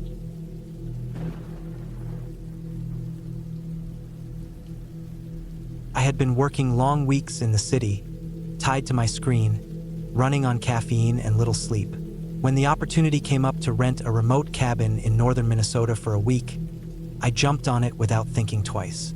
I didn't care if the place had no Wi-Fi or cell service. That was part of the appeal. I just needed silence, nature, and space to breathe. The drive out was already relaxing. Highway turned to back road, and back road turned to gravel path. I passed fewer and fewer cars, more trees, and the kind of wide, empty spaces that reminded me how crowded the city really was. By the time I reached the last mile of overgrown trail leading to the cabin, I felt like I was entering another world entirely. The cabin itself sat on a small rise above a frozen lake. It was a plain, single-story wooden structure with a metal roof and a small deck out front. The trees around it were bare, skeletons against the gray winter sky. It was early December, and the snow was already knee-deep in some places. My boots crunched as I unloaded my gear from the car and hauled it inside. Inside, the cabin was simple but comfortable. There was a wood-burning stove in the corner, a small kitchen with old but functional appliances, a single bedroom with a queen bed, and a bathroom with running water thanks to a well and pump system. The owners had left plenty of firewood stacked against the wall and a few emergency supplies in a locked cabinet near the back door. No internet, no cell signal, no distractions. Just how I wanted it. That first night, I settled in quickly. I got a fire going, unpacked, made some pasta, and read a paperback thriller I had brought along. I slept like a rock under heavy quilts, the cold night sealed out by the warmth of the stove. The next couple of days were peaceful. I went for short hikes around the property, cooked simple meals, and sat on the deck watching the quiet lake through the trees. There was no wildlife around this time of year except for the occasional bird and some deer tracks in the snow. But I didn't mind. The quiet was deep and clean, the kind that clears your head. I started to feel more like myself. The stress peeled off me layer by layer. I stayed off my phone even though it didn't work out there. I kept a notebook where I wrote down thoughts, sketches of ideas, or little things I noticed in the woods. I even slept better than I had in months, until the fourth night. That night, I went to bed around 10. It was snowing lightly, and the trees outside cast strange shadows in the moonlight. I woke up around 3 a.m. to a sound I couldn't place. It wasn't the wind or the fire. It was sharper than that. I stayed still in bed, listening. Came again. Faint crunch, like a boot in snow. My heart ticked up a little. I told myself it could be a deer. They wandered close to cabins all the time. But it didn't sound like an animal. It sounded like someone walking. I stayed still for a long time, not even breathing deeply, just listening. The sound didn't come again. Eventually, I got up, added more wood to the stove, and looked out the window. It was too dark to see much, but I didn't notice any movement. I checked the locks and went back to bed. Took a while to fall asleep. In the morning, I went outside to check. There were boot prints in the snow. They came up from the side of the hill where the woods were thicker, crossed the open patch near the deck, and stopped near the front window. My window. Then they turned and went back the way they came. I stood there staring at them for a long time. They weren't mine. I hadn't walked in that direction at all since I arrived. These were fresh. The snow had only started falling lightly after midnight, so they had to have been made between then and when I woke up. There was no one else supposed to be out here. The closest neighbor was about 5 miles away. I tried to stay calm. Maybe it was someone who got lost or a local hunter passing through. Maybe they saw the cabin and just wanted to make sure it was occupied. But why come up so close? Why stop at the window?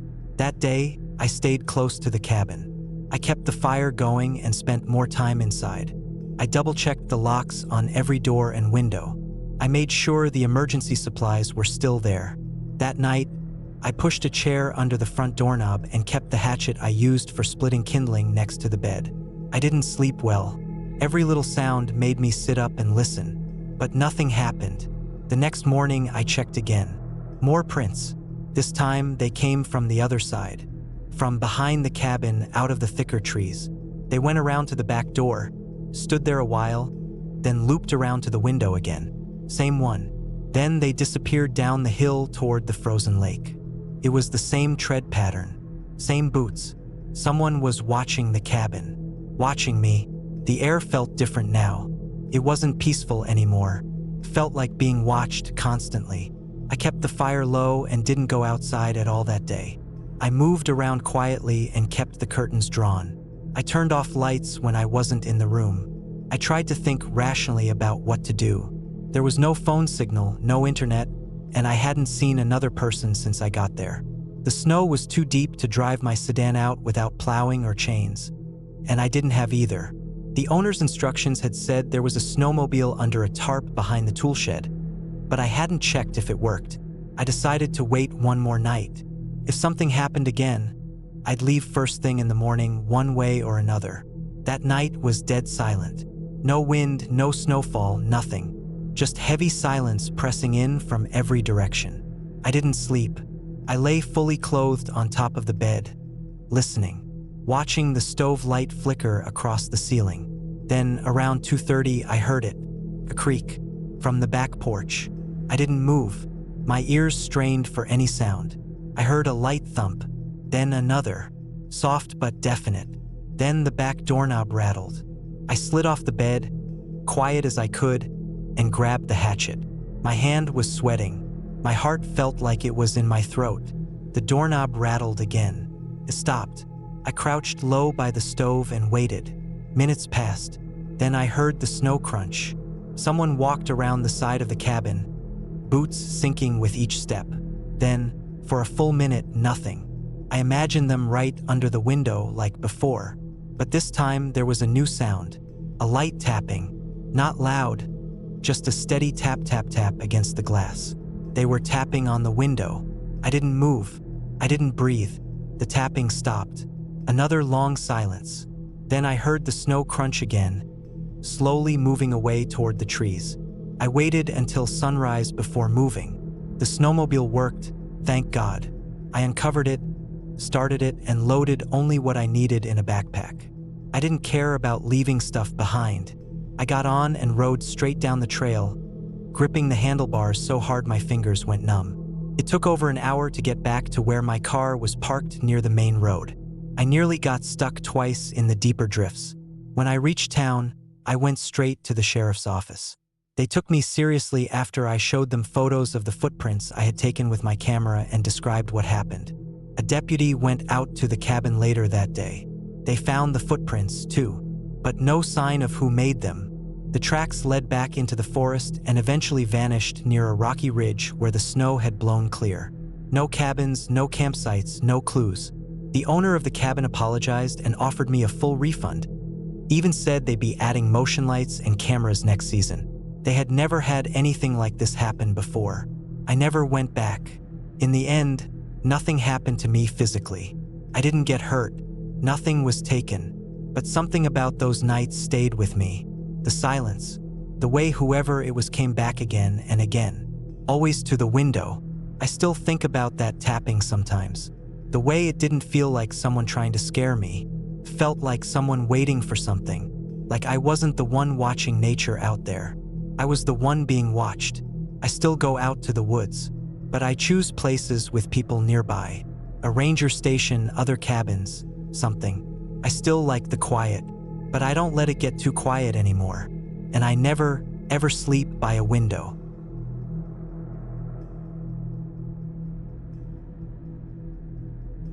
I had just gone through one of the roughest years of my life. I was 34, recently divorced and struggling with burnout from my job in IT. I needed to get away, and not in a quick weekend trip kind of way. I needed space, quiet, no emails, no neighbors, no distractions. I wanted to be somewhere where the air smelled like pine instead of burnt plastic from my computer overheating. I found a cabin listed online. It was privately owned by some guy who inherited the place from his grandfather. The listing said it was about 40 minutes from the nearest small town, tucked deep in the woods of northern Idaho. It looked like it hadn't been updated since the 80s, but that was part of the appeal. No TV, no internet, no cell reception. Just a wood stove, a propane tank for the stove and fridge, and a hand-pumped well out back. He listed it for cheap, probably because nobody else wanted to spend a week in the middle of nowhere with no luxuries. Perfect for me. I packed light. Food for 10 days, a few books, clothes, my old hunting knife, a battery lantern, and my hiking boots. I took my Subaru up through the winding forest roads until the gravel path turned into an uneven dirt road barely wide enough for the car. I almost missed the turnoff to the cabin. It was nothing but 2 wooden posts and a chain across the entrance with a rusted private property sign swinging from it. I unhooked the chain and drove the last half-mile to the clearing where the cabin sat. It was exactly like the pictures. Small, square, with chipped brown paint and a tin roof that had gone dull. It had a front porch with a sagging chair, 2 windows up front, and a small brick chimney. I stepped out of the car and just stood there for a minute, listening. Nothing. No birds, no wind, Not even a plane overhead. Just dead silence. I liked that. I unloaded my stuff and brought it inside. The interior smelled like dry wood and faint mildew. Not unpleasant, just old. There was a cot with a thick wool blanket, a table and 2 chairs, some shelves, and a cast iron stove. The place looked like no one had been here in years, but it was clean enough. I lit the lantern and set it on the table while I put away my food in the tiny propane fridge and stored my water jugs under the counter. Behind the cabin was a small tool shed, padlocked shut. The owner had mentioned it in his message, just saying it was off limits and to leave it alone. That didn't bother me. I wasn't there to snoop through someone's property. The first night was peaceful. I sat on the porch with a blanket over my lap and read until the lantern ran low. The air was cold but still. When I went inside and crawled into the cot, I fell asleep faster than I had in weeks. The next morning, I woke with the sun. I ate a granola bar, made some instant coffee, and walked around the clearing. The forest was thick in every direction. The trees were tall and dense, mostly pines and firs. There was a faint trail heading west from the shed, almost invisible, just a worn path of flattened pine needles. I followed it for a bit, maybe a quarter mile, before it seemed to disappear into thicker brush. I turned back and spent the rest of the day reading and chopping a little firewood with the old hatchet I found by the porch. That night, something changed. I woke up around 2 a.m. to a sound, a thump, not loud but solid. I laid there, eyes open in the dark. The cabin was so quiet I could hear my heart beating. I thought maybe a branch fell on the roof. I stayed still for a while, listening. Nothing else. Eventually, I drifted back to sleep. The next morning, I walked around the cabin. Nothing on the roof, nothing on the ground. I looked toward the shed. The ground in front of it had shallow scuff marks, like something had been dragged across the dirt. Could have been an animal. A deer or a bear, maybe. I made a mental note to keep my food sealed tight and inside. By the 4th day, I started feeling strange. Not paranoid, just watched. I couldn't shake the feeling that something was off. The trail behind the shed caught my eye more and more. Every time I walked by, I felt a pull to go down it, even though it led nowhere. That day, I followed it farther, maybe half a mile. It curved downhill slightly, then opened up into a small flat area near a dry creek bed. There was nothing remarkable about it. No footprints, no signs of animals or people. But the hairs on my arms stood up anyway. I turned back. That night, I woke again. Another sound. This time, a creak. A slow, soft creak like someone putting weight on an old wooden step. I sat up in bed and held my breath. The lantern was off, and I hadn't brought a flashlight. I waited. Nothing. I finally lit the lantern and walked to the front window. The porch was empty. I unlocked the door, stepped outside, and scanned the trees. Nothing moved. I barely slept that night. The next morning, I went to check the shed. The padlock was still there, but the door looked slightly off, like it had been pulled against the lock hard enough to bend the hinges. There were fresh scrape marks on the ground again. I crouched down and looked closer. Something had clawed the dirt near the edge of the shed. It didn't look like tools or shovels, more like fingers or claws. I didn't know what to make of it. I walked around with the knife clipped to my belt from then on. I wasn't scared exactly, just on edge. That day, I didn't go far. I sat on the porch with my back to the cabin and my eyes on the trees. Late that night, I heard footsteps. Not animals, human footsteps. I was sure of it. I could hear the slow crunch of pine needles from behind the cabin. I killed the lantern and laid still on the cot. I heard them pause near the back wall, then another creak. Louder this time, like someone stepped on the porch. I held my breath, then nothing. I didn't sleep the rest of the night. When the sun came up, I grabbed my knife and walked a wide circle around the cabin. No tracks, not even broken twigs. I went to the shed. The padlock was gone, just gone. The door was closed but slightly ajar. I felt ice in my gut. I stood there staring at it for a long time before I reached out and slowly pulled it open. The shed was empty except for a thick chain bolted to the far wall and a metal loop in the floor. Stains covered the floorboards. Dark brown, dried, old. I backed out slowly and shut the door. I didn't know what it meant, but I knew it wasn't right. I didn't have cell service to call anyone, and I still had 3 days before I planned to leave. That night, I blocked the door with the table and kept the lantern lit. Couldn't sleep. I just laid there listening. Around 1 a.m., I heard it again. Footsteps. Slow. Careful. They came from the woods behind the shed. Then a pause. Then I heard the creak of the porch. I held the knife tight and stared at the door. The lantern flickered. The air felt heavy. I couldn't hear breathing, but I could feel someone was out there. Then tapping. Slow tapping on the door. Not knocking, just a single finger tap. I didn't move. The tapping stopped. Then silence. I waited until daylight before I moved the table. I walked outside. The ground on the porch was clear. No footprints. I circled the shed. The door was wide open now. The chain inside was lying loose, dragged across the floor. I didn't touch it. I just walked back inside and started packing. I was supposed to leave the next day. I didn't wait. I threw everything into the car and drove out without even locking the door. I made it to the small town an hour later and found a payphone at a gas station. I called the owner's number. No answer. I left a message saying I was leaving early and that the shed had been broken into. I didn't hear back. A week later, I looked up the property again. The listing was gone. I tried calling again. The number had been disconnected. I went digging online. The cabin had been owned by a man named Ronald Blake, who had died in 1998. There was no mention of anyone inheriting the property. County records showed it as abandoned. I had no idea who I had rented it from. To this day, I don't know what was in that shed, who had been walking around at night, or why the chain inside looked like it had been used to hold something or someone down. All I know is, if I hadn't left early, I might have found out the hard way. I never went back to the woods. I sold my knife, never stayed in another cabin. And now, even in the city, I make sure every door and window is locked before bed.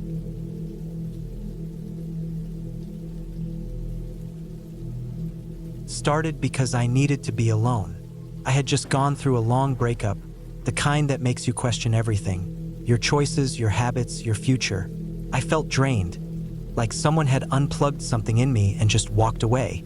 I wasn't sleeping well, wasn't eating like I should, and I found myself getting angry at small things like slow drivers or bad coffee. I knew I had to step away before I burned myself out completely.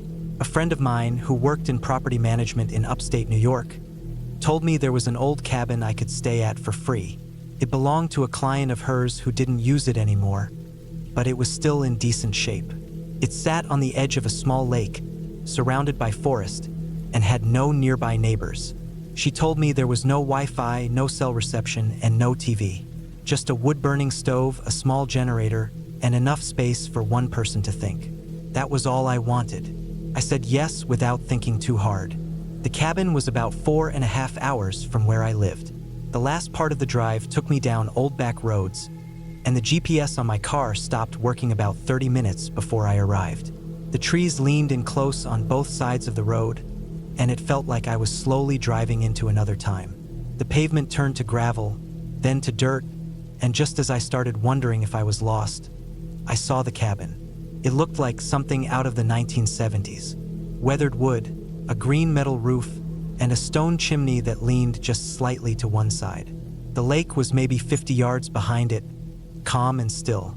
There was a tiny dock, a rusty canoe tied to one of its poles, and a single folding chair left near the shoreline. I parked my car off to the side of the cabin and got out. The air was cool and clean. I didn't realize how tense I'd been until I stepped out and felt the quiet hit me. It was almost too quiet. No cars, no hum of electricity, no voices, just the sound of wind through the trees and the occasional bird call. The inside of the cabin was simple. One main room with a small kitchenette, a narrow hallway that led to a single bedroom and a bathroom. The furniture looked old but clean. A small table and chair, a sagging armchair next to the fireplace, and a twin-sized bed with a heavy wool blanket. The kitchen had a mini fridge, a propane stove, and shelves stocked with canned food, rice, oatmeal, and a few boxes of matches. There was also a jug of filtered water and a pump at the kitchen sink that drew from a well. I unpacked my duffel bag, set my flashlight on the table, and lit a small fire in the stove using some of the dry firewood stacked beside it. The first night was calm. I made instant noodles, read a little from a paperback I'd brought, and went to sleep early. The second day, I explored the area.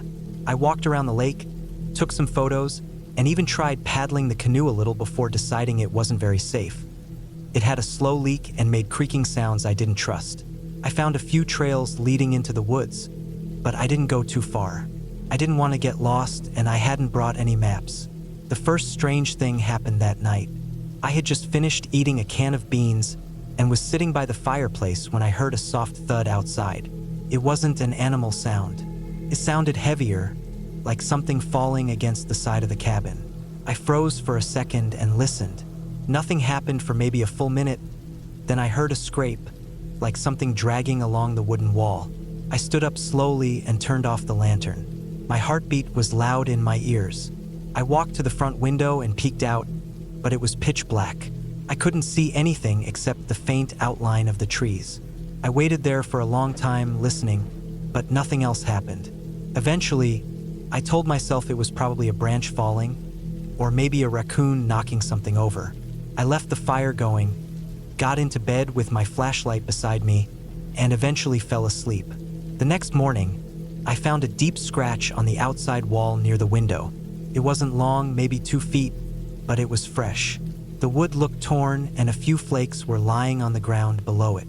I crouched down to look at it, but couldn't tell what made it. It didn't look like a claw mark. It looked like someone had scraped the wall with something sharp, like a knife or a nail. That whole day I felt off. I kept glancing over my shoulder, listening for sounds. I tried reading, walking, writing in a journal, but the peace I had felt the first day was gone. I kept thinking about that scratch. Every little sound outside made me tense up. That night, I decided to sleep with the fire low and my flashlight in my hand. Around midnight, I woke up to a noise, 3 slow knocks on the cabin wall, just outside the bedroom. Not at the door, just the wall. I held my breath, listening hard, and sat up in bed. My flashlight was already on. I didn't move for a long time. Then the knocks came again, 3 more. Not fast, not loud, just slow and spaced out, like someone was trying to make sure I heard them. I got out of bed slowly and moved toward the front door. I didn't open it, just stood there and listened. The knocking had stopped. I thought about turning on the generator and using the outside light, but I didn't want to let whoever or whatever was out there know I was up and moving. Eventually, I went back to bed, though I didn't sleep much. I kept the flashlight pointed at the door until the sun came up. In the morning, I walked the perimeter of the cabin. There were no footprints, no signs of anyone or anything, but I noticed the canoe had been untied. It was still there, but the rope was loose and lying on the dock. I was sure I'd tied it tightly 2 days earlier. That's when I started to feel watched. I tried to shake it off, but by that point I couldn't ignore it. I was jumpy all day. The creak of a floorboard, the rustling of wind through the trees. It all made me feel like I wasn't alone out there. I considered packing up and leaving, but part of me thought I was just being paranoid. Maybe I was projecting my stress from the breakup onto the isolation. I tried to be logical. I stayed 1 more night. That night broke me. I fell asleep with my flashlight again, after barely touching my food. Around 2 a.m., I woke up suddenly, not from a sound, but from light. There was a dim, flickering glow coming through the front window, like a small fire. I stood up and looked out. There was a fire burning about 30 feet from the cabin, right near the treeline. Not a huge one, just a small, steady fire, like a campfire, but I hadn't started it. I hadn't seen anyone all week. There were no campsites out here. I stood there frozen, watching it flicker through the trees. Then I saw someone move. A dark figure, just a silhouette, stepped into the light of the fire. They weren't close enough for me to see details, but I saw the shape of a person standing perfectly still, facing the cabin. They didn't move, just stood there, backlit by the flames. I didn't move either. My heart was hammering, and I felt sick. My hands were shaking so badly I dropped the flashlight. When I picked it up and looked out again, the fire was still there, but the person was gone. I don't know how long I stood there, maybe 20 minutes. The fire burned low until it was just glowing coals. I didn't sleep again that night. At first light, I packed everything into my duffel, grabbed my keys, and left. I didn't bother cleaning up or writing a note. I just got in the car and drove. The dirt road was slick from morning dew, and I drove faster than I should have. My hands were tight on the wheel. I didn't stop until I hit the first gas station with cell reception. I parked, sat there breathing hard, and finally looked at my phone. 3 missed calls, 1 voicemail, all from an unknown number. I didn't listen to the voicemail. I deleted it. Later that week, I told my friend I wouldn't be going back. She didn't ask why. I think she heard something in my voice that told her not to push.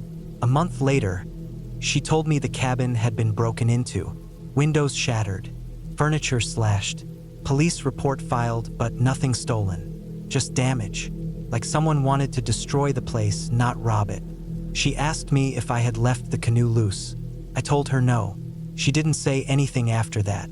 It's been a year now. I haven't been camping since.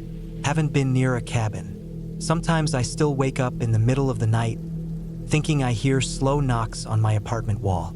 I know it's just my mind playing tricks. At least I hope it is. But sometimes when I close my eyes, I still see that small fire burning in the trees, and the figure standing completely still, watching from the dark. And I don't know what they wanted. I just know I wasn't supposed to be there, and I won't ever go back.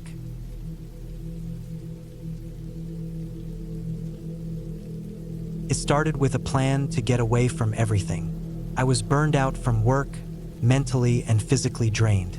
My job had been eating away at me for years, and even though I wasn't the type to complain much, I could feel myself slipping into some kind of depression. So, I requested 2 weeks off, packed my Jeep with just the essentials, and headed up to a remote cabin in the northern woods of Minnesota. I'd found the place through a private listing. A man in his 60s who had inherited the cabin from his father and only used it for hunting a couple times a year. It was quiet, isolated, and perfect for what I needed. No people, no emails, no traffic. The drive up took nearly 6 hours. By the time I pulled off the last paved road and onto the dirt path leading into the forest, it was already early evening. The trees looked taller than anything I was used to seeing back home, dense and looming. The sky was a cold gray, and even though it was summer, the air up here felt chillier. After about 20 minutes of driving through the woods, I finally reached the cabin. It was smaller than I imagined, just a single-story structure with a slanted roof and a wraparound porch. The wood was weathered, darkened from age, but it looked sturdy enough. There was a small woodpile stacked neatly on one side of the porch, and an old tin chimney poked out the top. I unpacked my gear. Mostly canned food, a big cooler full of ice and perishables, a couple books, my fishing rod, a hatchet, and some firewood just in case. The cabin had a wood-burning stove and no electricity. The owner had warned me ahead of time that there'd be no cell service. That was part of the appeal. Inside was simple but cozy. One main room with a bed on one side, a table and 2 chairs in the middle, a stove against the wall, and shelves lined with jars and old supplies. The windows were small but clean. There was a bathroom in the back, just a toilet and a sink that ran off a water tank. Everything smelled like old pine and dust. I opened a few windows to air it out, started a fire in the stove for warmth, and sat on the porch for a while, just listening to the sounds of the woods. No cars, no people, just the breeze and birds and the occasional creak from the trees swaying. That first night, I slept better than I had in months. The bed was lumpy and the blankets were scratchy, but I didn't care. I felt safe in that silence. The next few days were peaceful. I hiked along trails, cooked over the fire, and even managed to catch a couple of trout in the nearby creek. I'd bring them back, clean them, and fry them up for dinner. The days felt long in a good way. I stopped looking at my watch. I stopped caring about what time it was. But by the 5th day, things started to feel a little off. It wasn't anything big at first. I'd come back from a hike and notice my chair on the porch was moved just slightly to the side. Or I'd wake up and swear I'd left the window open, but now it was shut. Little things that could have just been my imagination or the wind. Still, I started paying closer attention. One morning, I found fresh boot prints in the dirt near the woodpile. They were too large to be mine, and the tread was different. I checked around the cabin but didn't see anyone. No trucks, no tire marks, no broken branches suggesting someone had walked through. Just those prints, leading toward the back of the cabin and then disappearing into the woods. I tried to brush it off. Maybe they were old, from the owner or some hunter weeks ago, but it bothered me enough to start locking the door at night and keeping the hatchet by the bed. 2 nights later, I woke up to a sound. It was a sharp metallic clang, like something had struck the side of the stove. I sat up fast, heart pounding, and listened. Everything was quiet again. I stayed in bed, frozen, for what felt like an hour before I finally convinced myself to get up. I checked the windows and the door. Everything was locked. I peered out into the woods with my flashlight but saw nothing. Still, I couldn't shake the feeling that something had been outside. The next day, I hiked further than usual, mostly to clear my head.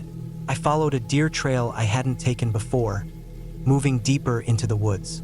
The trees grew closer together, and the sunlight barely made it through the canopy. After a while, I came across something that made me stop. In the middle of a small clearing, I saw a pile of animal bones. Not just random bones scattered around. These had been arranged, stacked into a rough cone shape. They were clean, no flesh or fur. Some were bleached white. It didn't look like the work of animals. I didn't go any closer. I just stood there, staring at that pile, and something in my gut told me to leave. I turned around and hiked straight back to the cabin, trying not to think about it. That night, I barely slept. Every creak of the wood made me sit up and listen. The wind picked up after midnight, and I could hear it dragging loose branches across the roof. Still, I didn't sleep. I kept thinking about those bones. The next morning, I decided I'd had enough.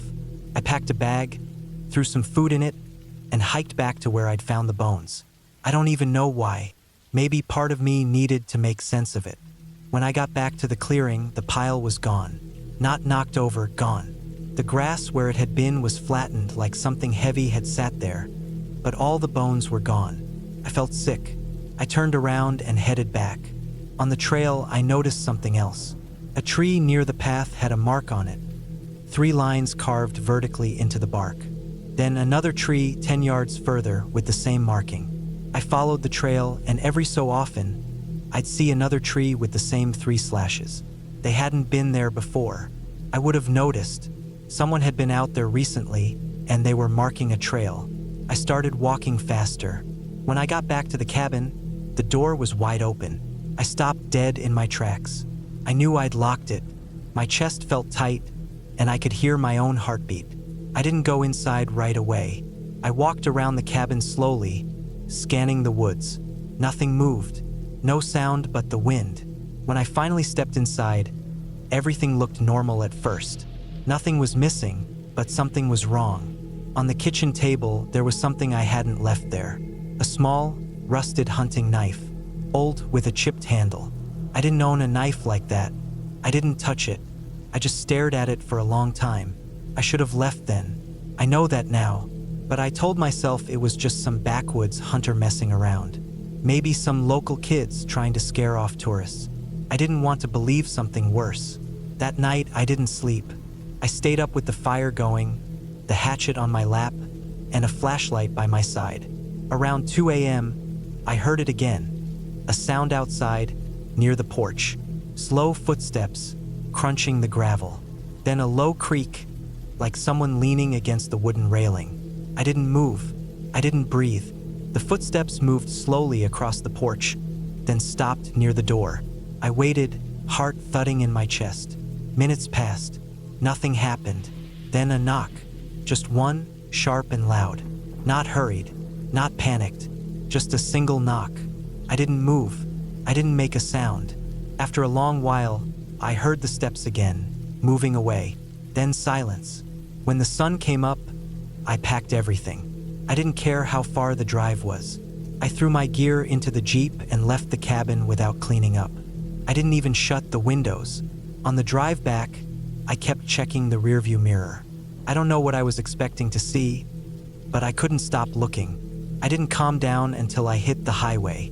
Back home, I didn't tell anyone the full story, just that I cut my trip short. I didn't want to sound paranoid. But a few nights after I got back, I woke up and went to the kitchen to get some water. When I turned on the light, I froze. There on the table, next to my keys, was the same rusted hunting knife, the one I'd left behind on the cabin table. I called the police. They searched the house, found no signs of a break-in. They took the knife, said they'd run prints, but I never heard back. That was over a year ago. I moved out of that house a few months later. I live in a city now with neighbors and noise and traffic. I keep my doors locked, double-check the windows, and sleep with a bat by the bed. I've never gone back into the woods, and I never will.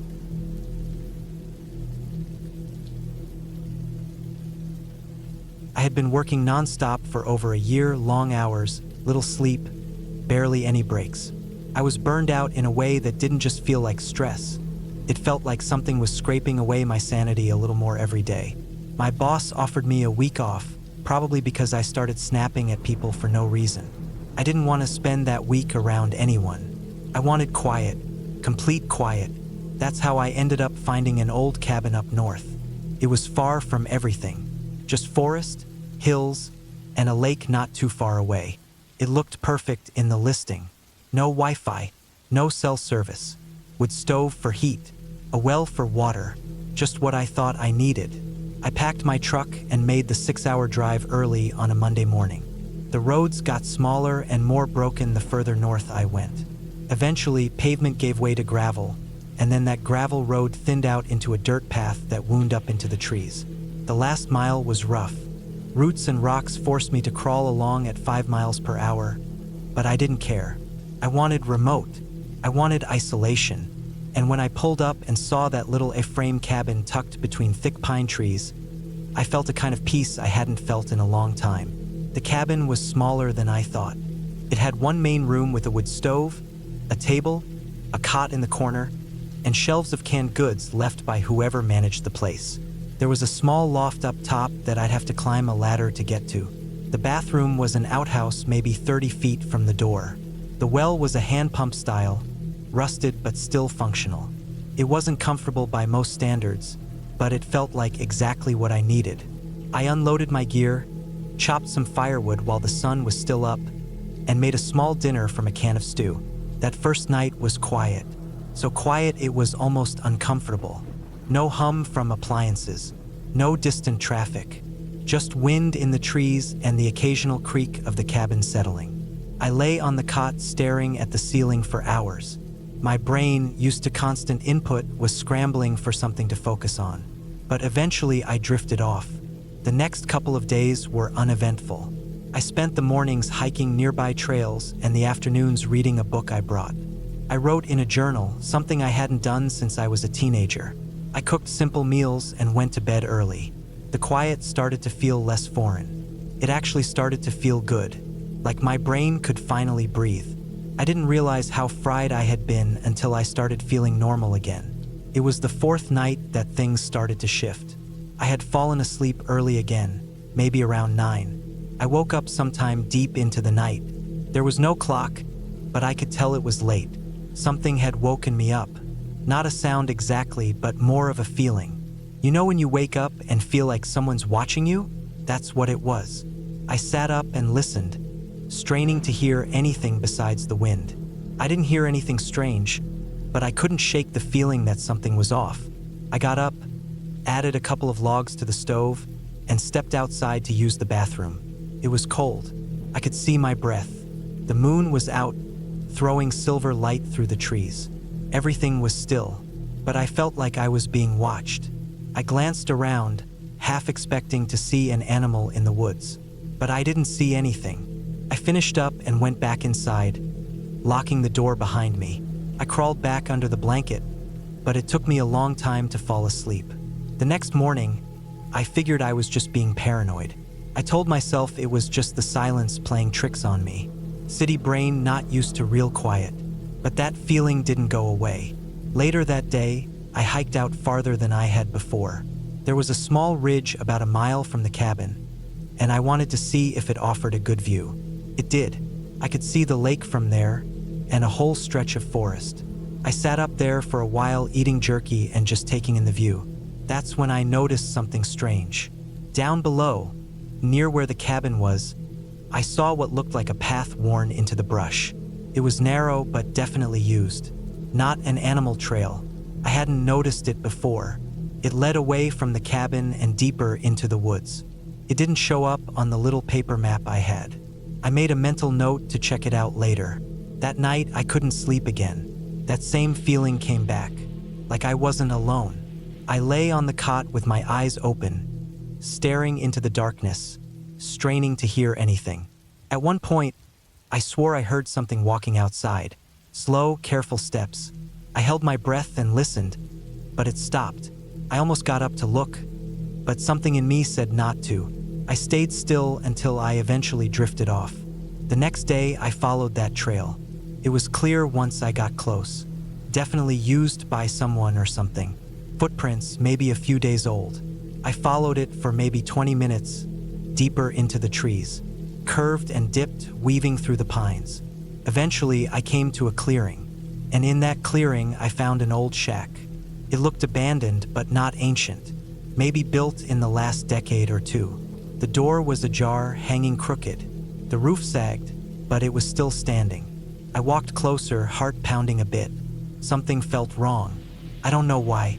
I've seen plenty of old buildings in the woods, but this one felt watched.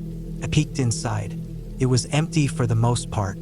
A broken chair, a table with old cans on it, some trash. But there was something else. On the back wall, someone had nailed up dozens of Polaroid pictures. Most of them were faded.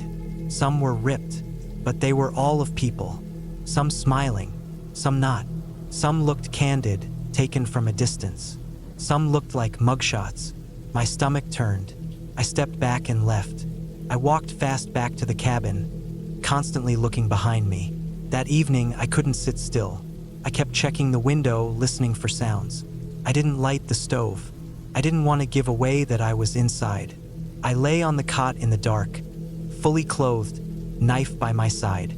I don't know when I fell asleep, but when I woke up, it was still dark, and I heard something. Someone walking.